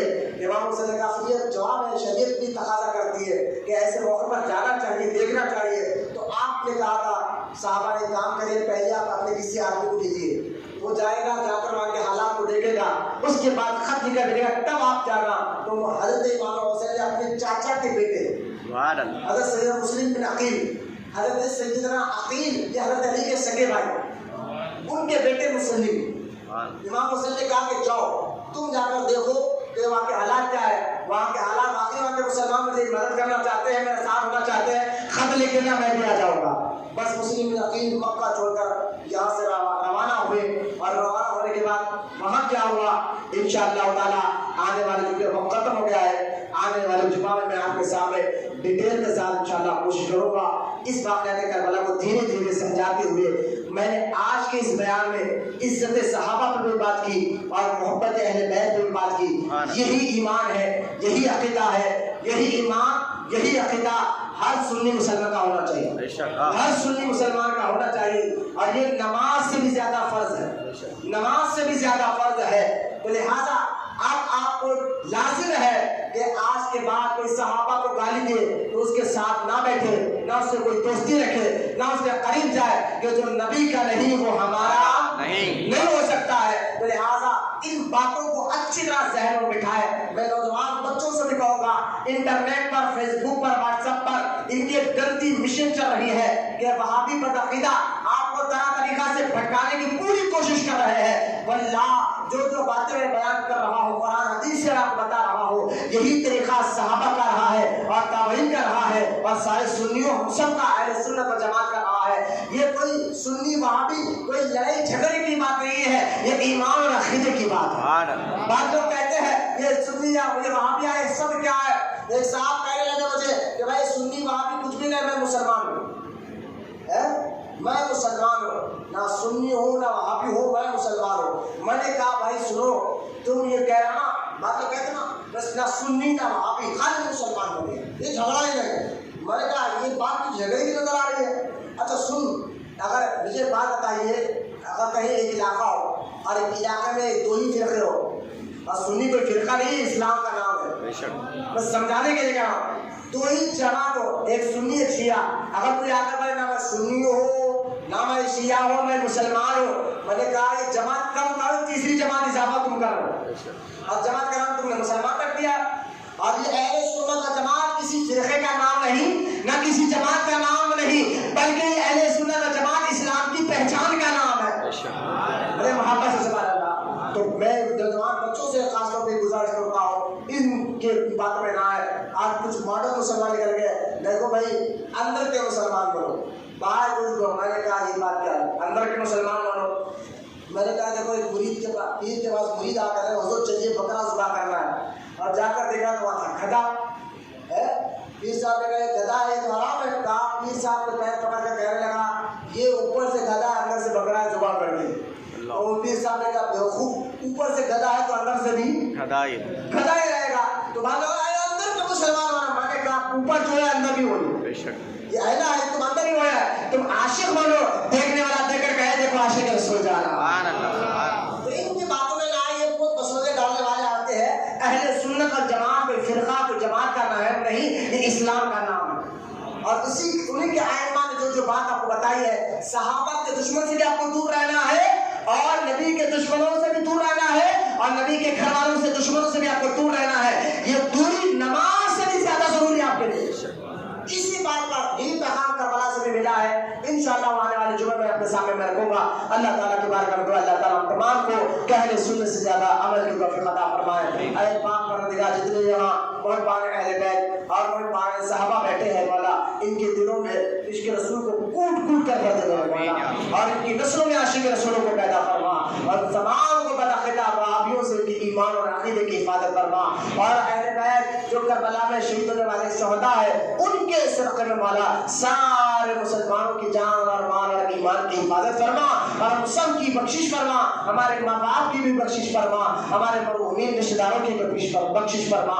ہم سب کی دعاؤں کو یا اللہ حضور صلی اللہ تعالی علیہ وسلم کے صدقے اور اہل بیت کے صدقے ہم سب کی دعاؤں کو قبول اور مقبول فرما. وما علینا الا البلاغ والحمد للہ رب العالمین.